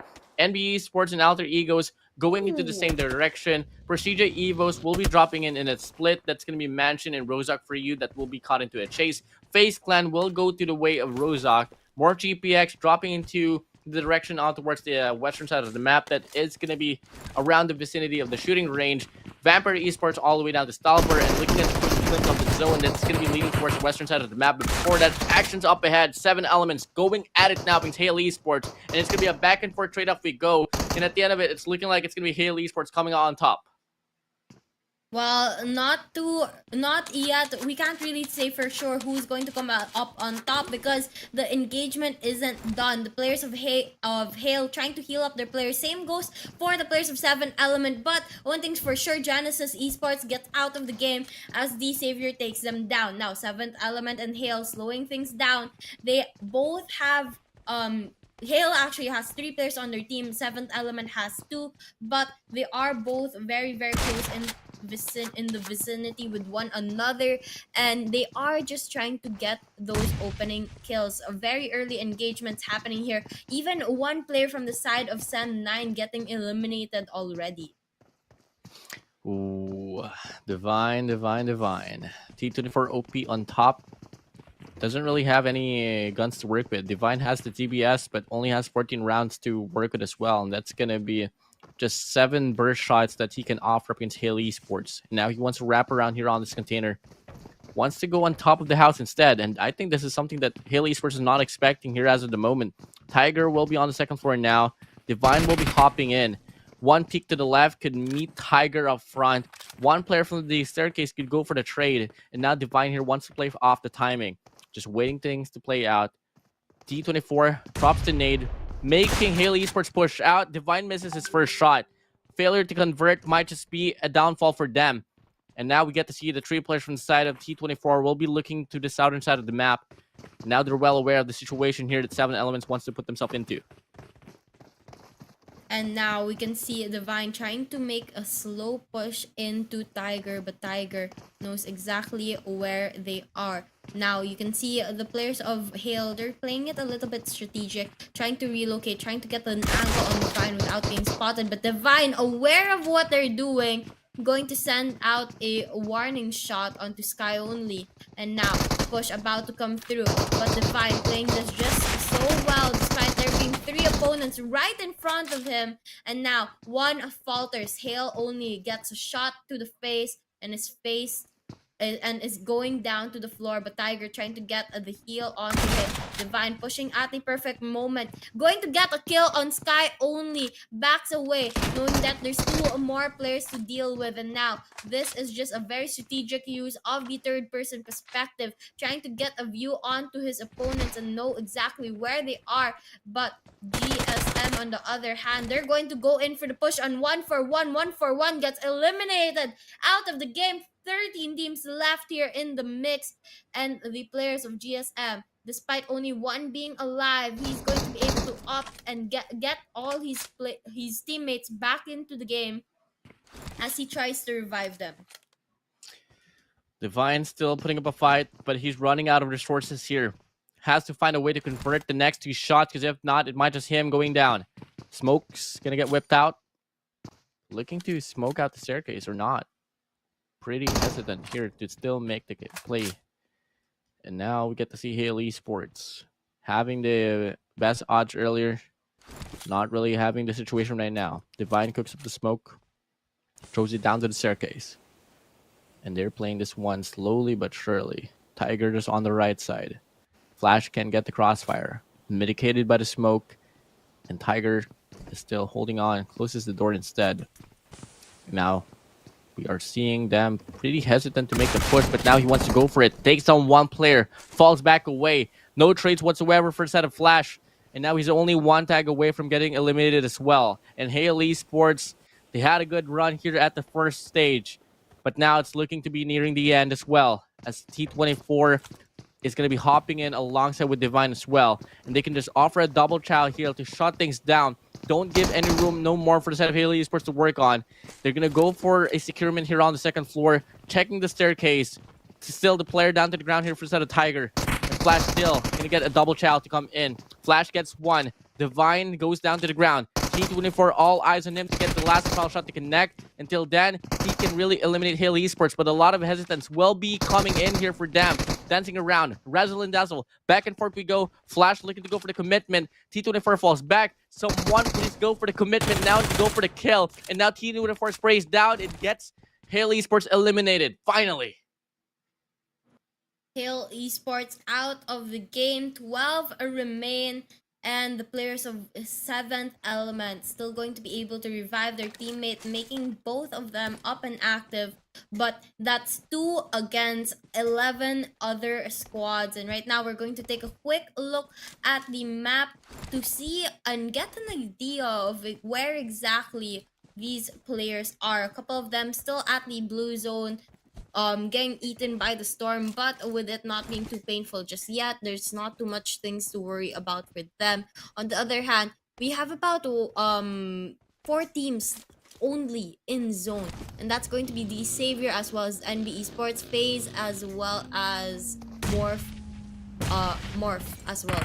And those are the only teams who are going to be safe from that blue zone, while the rest are going to be forced to rotate very, very far. Hopefully they'll be able to find a vehicle to do that. But right now, going back to the players of 7th Element as they get faced by the players of IHC. IHC having a full squad, going to be able to eliminate the players of 7th Element out of the game. And now down to 11 left. This last and final round has no definition whatsoever who can come out alive. For Miracle Vibes, we need to see them perform. We need to see them rack up those kills. And really, they're not really doing that right now. While NB Esports are on the hospital. Like, guys, I don't exactly know what kind of parking style that is, but hey, if it works, why not? Well, I guess it's working for them. So yeah, but right now we're going to take a look at the players of NB Esports.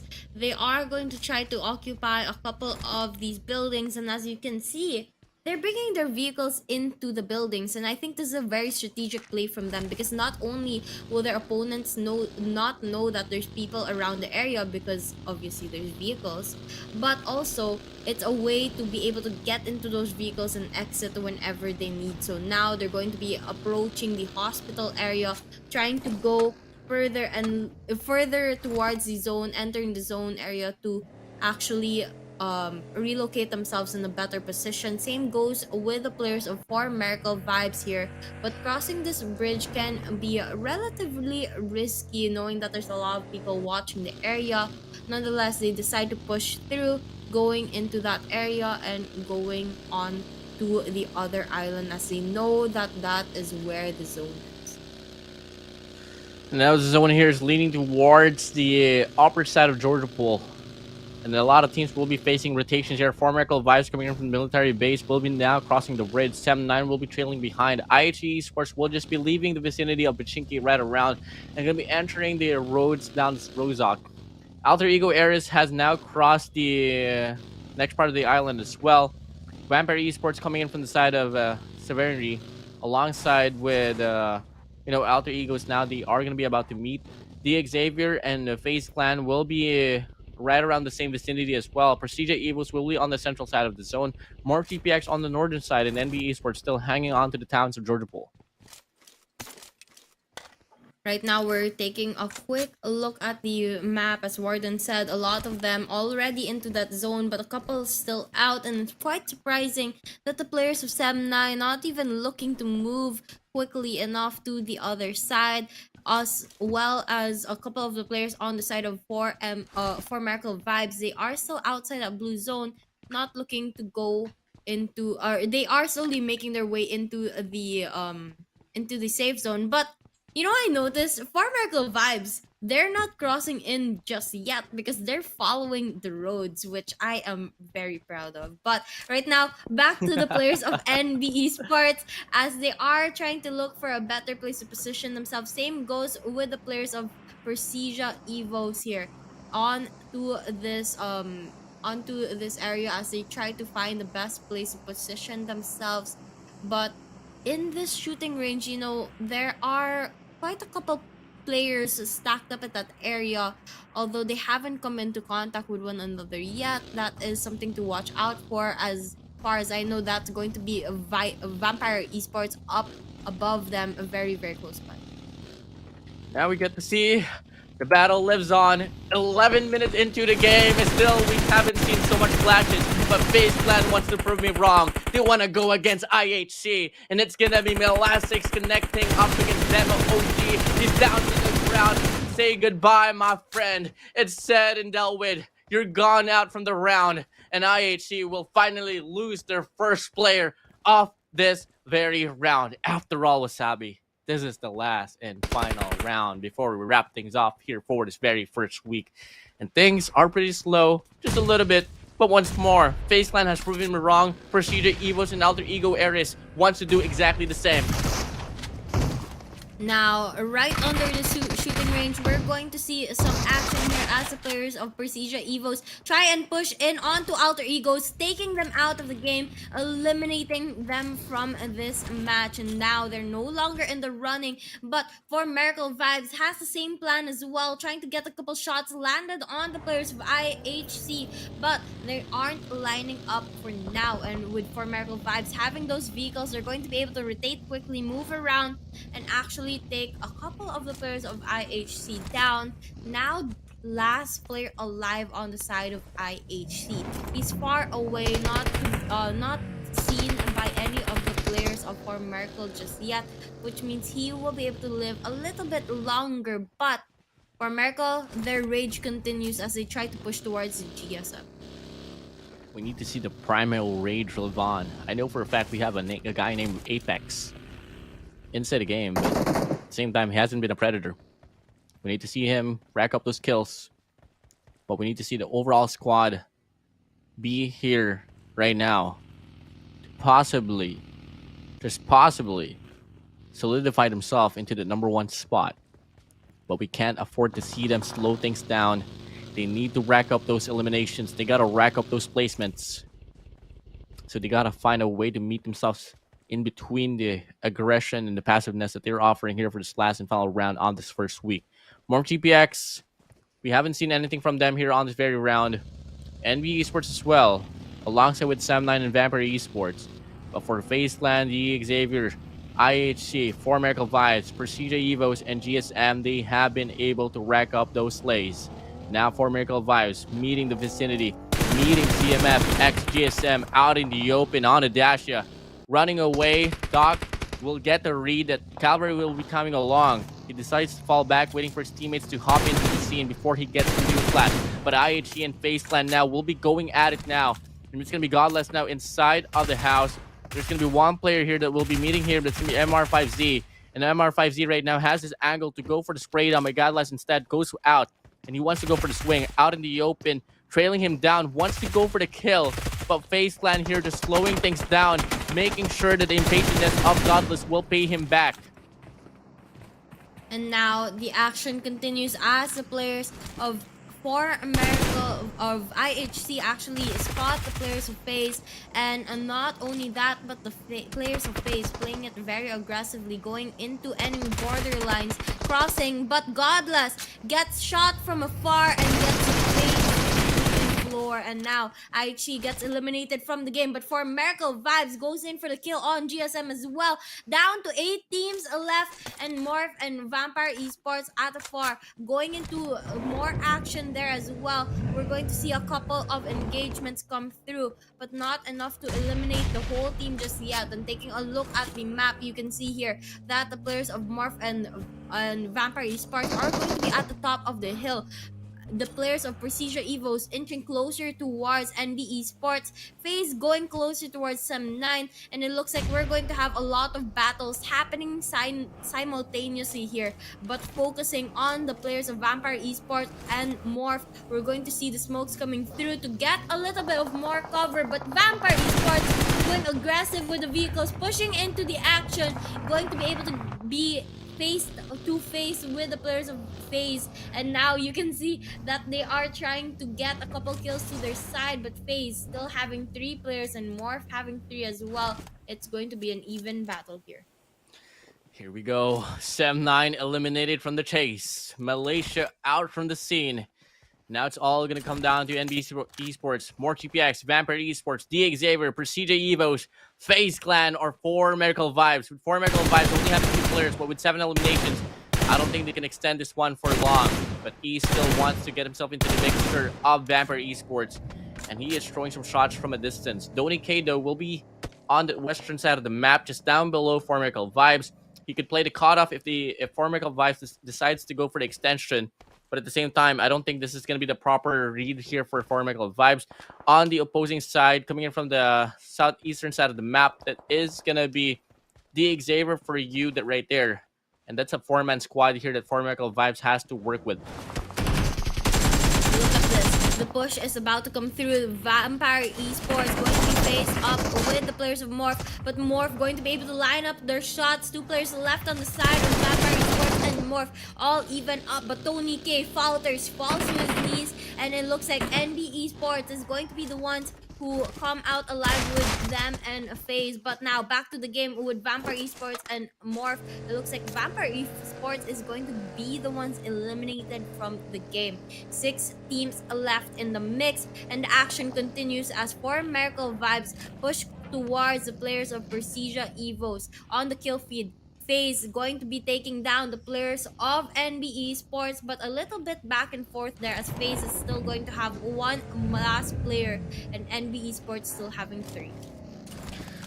For Miracle Vibes, in a dire situation right now, in between Precision Evos, all they got to do right now is run away, try to find a better glimpse of the situation, because so far it's not looking so bright for them. They want to reside onto the shed, and honestly, I don't think that's going to be enough at all. Morph GPX on top of the mountain right now. Does have an overview of 1 player from the side of FaZe Clan. That's going to be MR5Z here on the buggy. But he's not really going to meet any angle right now. And Yoru, I don't know exactly what you're shooting at, but hey, I know you're hungry for the kills, but you can't really get anything off the rock. Well, definitely trying to shoot something, but unfortunately we just don't know what. Right now, taking a look at the players of 4 Miracle Vibes hiding in the bunker over here, trying to see the action happening between D Savior and Precision Evos, but unfortunately just a little too far to get a good view of the action. But for now, we are going to see them just holding down this area in the border of the zone, waiting for the right time to push. As you can see, only 6 teams remain in the match, and Morph here driving around trying to cause more chaos in the game, trying hit the tree, trying to look for more players to kill and knock down. But for Miracle Vibes here on the high grounds, going to scope out the area, and Precision Evos on the other hand, they're going to stack up their vehicles into the house and just wait for the right moment to go out.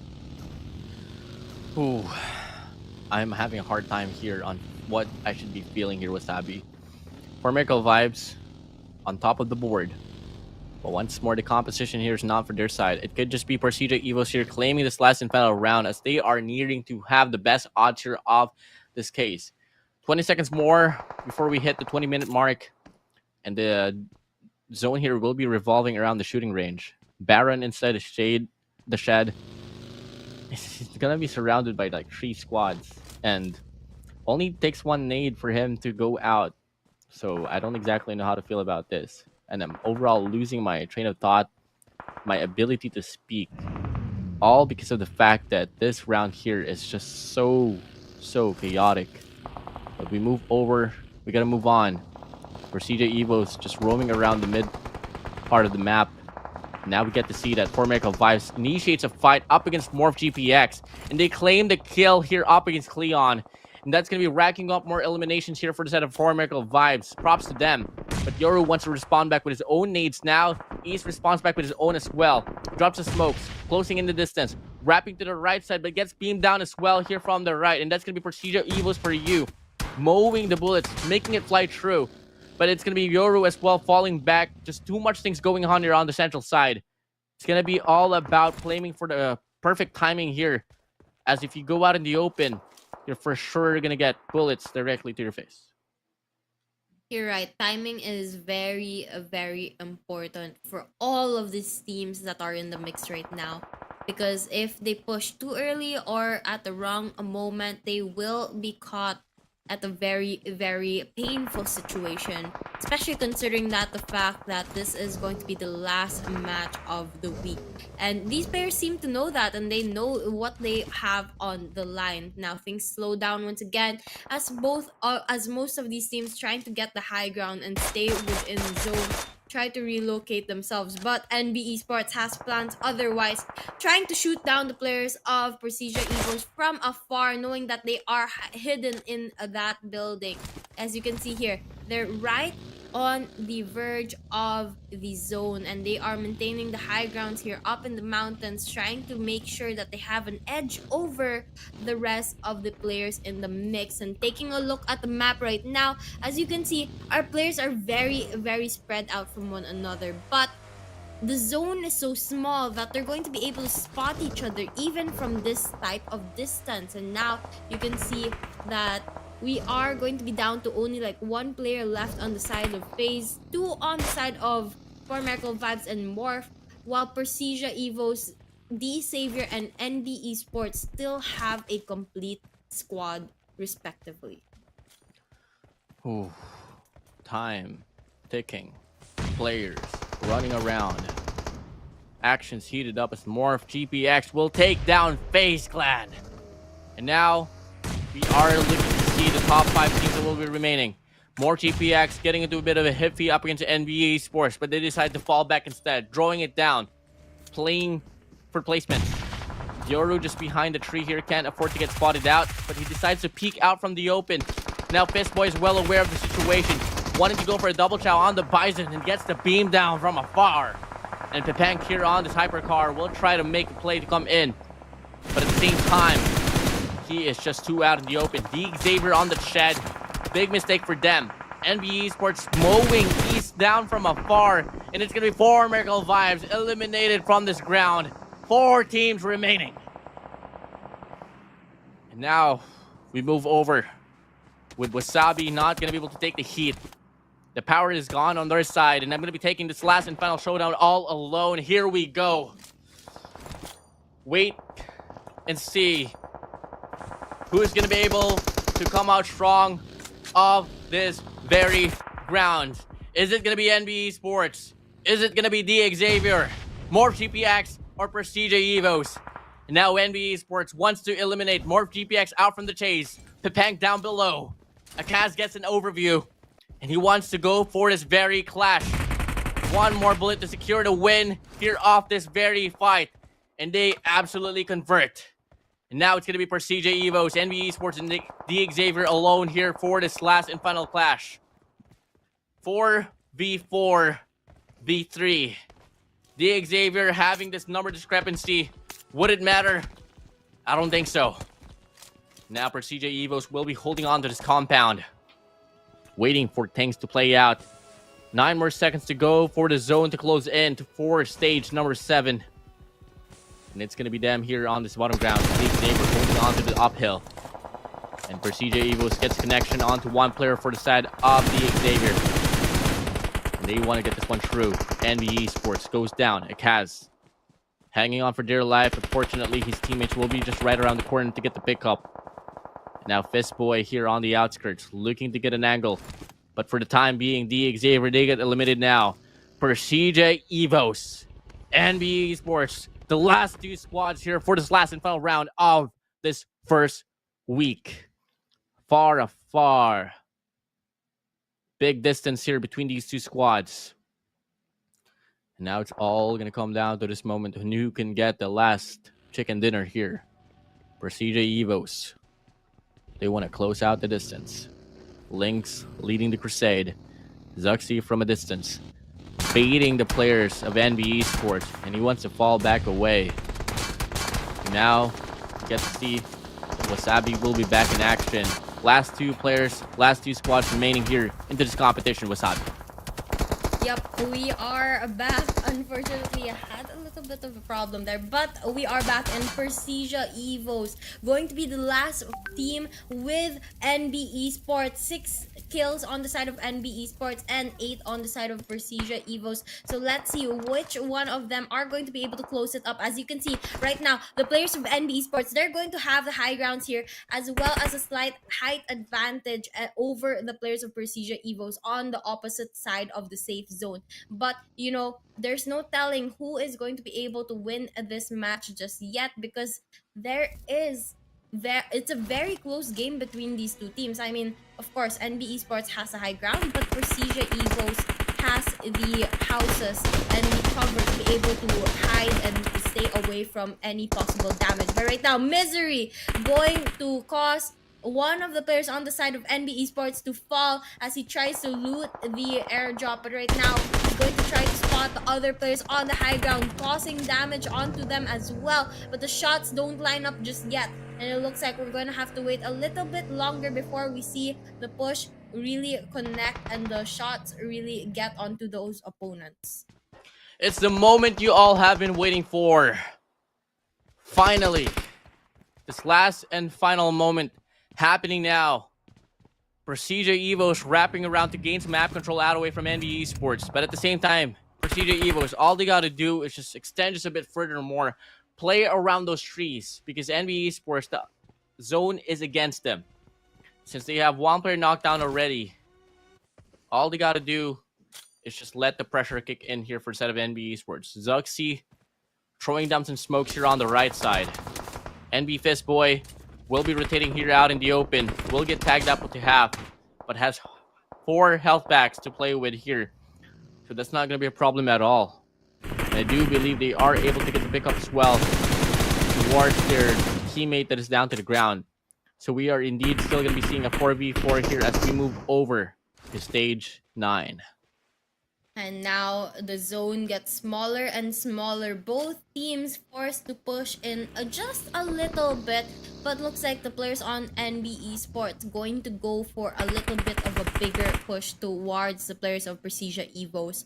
But nonetheless, things stay slow and calm here as they wait for the right time to go in for the engagements. We can see a couple shots coming through from the side of Persija Evos onto the players of NB Esports. A couple of them connecting. NB Esports down a player, only going to have 3 left up and active. Persija Evos on the other hand, still having a complete squad, going to smoke out the area, allowing them to move a little bit more and get a better angle to go in for this push. But look at this, the zone is starting to close up, which is forcing the players to move closer towards the center. And with not much cover in the areas, they are playing the lower games. They're crawling around in the grass, trying to stay hidden from one another, but that's not going to work for much longer as the zone slowly makes its way in. They're going to be forced to go in for the push, and right now you can see the push going through. NB Esports going to knock a couple players on the side of Persija, but the same goes around, and 3 players on each side left to deal with. But Persija Evos having a little bit better of a position as they take covers with the trees. NB Esports going to falter here? 2 players left on their side while Precision Evo still having a complete squad there ready to move. But NB Fistboy is going to try to make it an even playing field. Now, 3 players left on the side of Precision Evos. NB on their last one. And looks like NB is going to get eliminated. Winner, winner, chicken dinner going to the side of Precision Evos. GG, well played for Precision Evos for coming up on top here on this last and final round. Well-deserved meal of a chicken dinner. And that is exactly how we roll for the last and final round here of this first week. Don't bother, guys. We still have another run to go next week. Taking a break for tomorrow's run, continuing over to the overall, 11th to the 15th of October. But for now, we're going to be taking a break right after this. But here, as of the moment, we have Procedure Evos getting the chicken dinner here. Lynx with 4, Zuxi with 3, Luxy with 2, and Misery with 2. Totaling up to a total of 11 eliminations for the players of Persija Esports. And of course, not only those 11 points will be added to their score, but an additional 10 points as well for the placement points, adding to a total of 21 points to their name. And after them, they have NV Esports with the 7 eliminations, a total of 13 points to their name. For Miracle Vibes with 8 eliminations and 11 points. The Savior and Morph both at 9 points. FaZe Clan and GSM at 6. 7th Element at 4 points. Vampire Esports, Hale, and IHC getting 2 each. Sam9 getting 1. Alter Egos, Genesis, and 141 unfortunately not getting any additional points added to those overall leaderboards. Now, I'm not quite sure if we're going to be able to find out what the total of the overall leaderboards is, but if you guys want to find out, don't forget to check the Instagram page of Esports County where it will be posted for sure. Now, taking a look at the top damage dealers of the game, it's going to be Persija Evos with a huge gap between them and the rest of the teams as they rack up 11 kills. They are going to be followed by NB Esports at 7, for Miracle Vibes at 8, The Savior at 4, and Morph GPX at 5. You know, it was a bit anticlimactic, but at the same time, it is well deserved here for the set of Procedure Evos. I know that for a fact the audience are happy with the whole result here with Procedure Evos.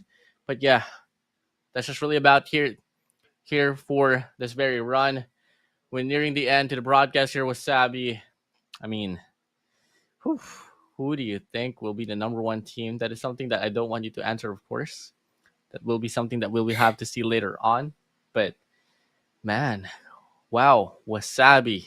What a run of the first week that we've had. Yeah, I mean, it was a pretty crazy game, and not only the game for this last one, but the whole week in general. There was so many changes, not only in the leaderboards, but of course on the expectations of each of the Oh. teams that we were going to see. But I think I just heard Prod say that results are going to be up onto the Instagram page of Esports County and Mountain Dew Mongolia. So guys, go check that out if you want to know who are the top teams of week number 1 of the Jew League 2023.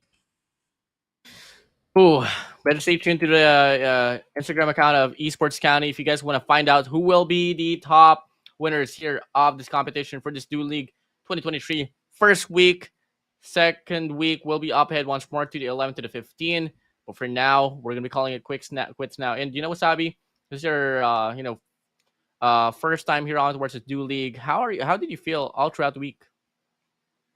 I had a lot of fun casting, and well, I think I can make a little bit of a reveal here, but this is actually my first time casting PUBG Mobile. I've never casted it before, but I enjoyed it so much. So thank you guys for having me here, and thank you also to Esports County for having me and allowing me to cast with all of you guys.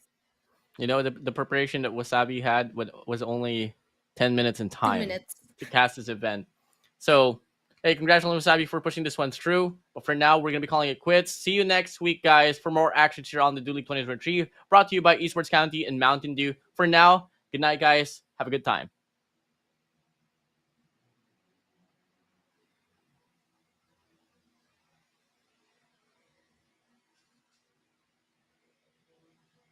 Take care.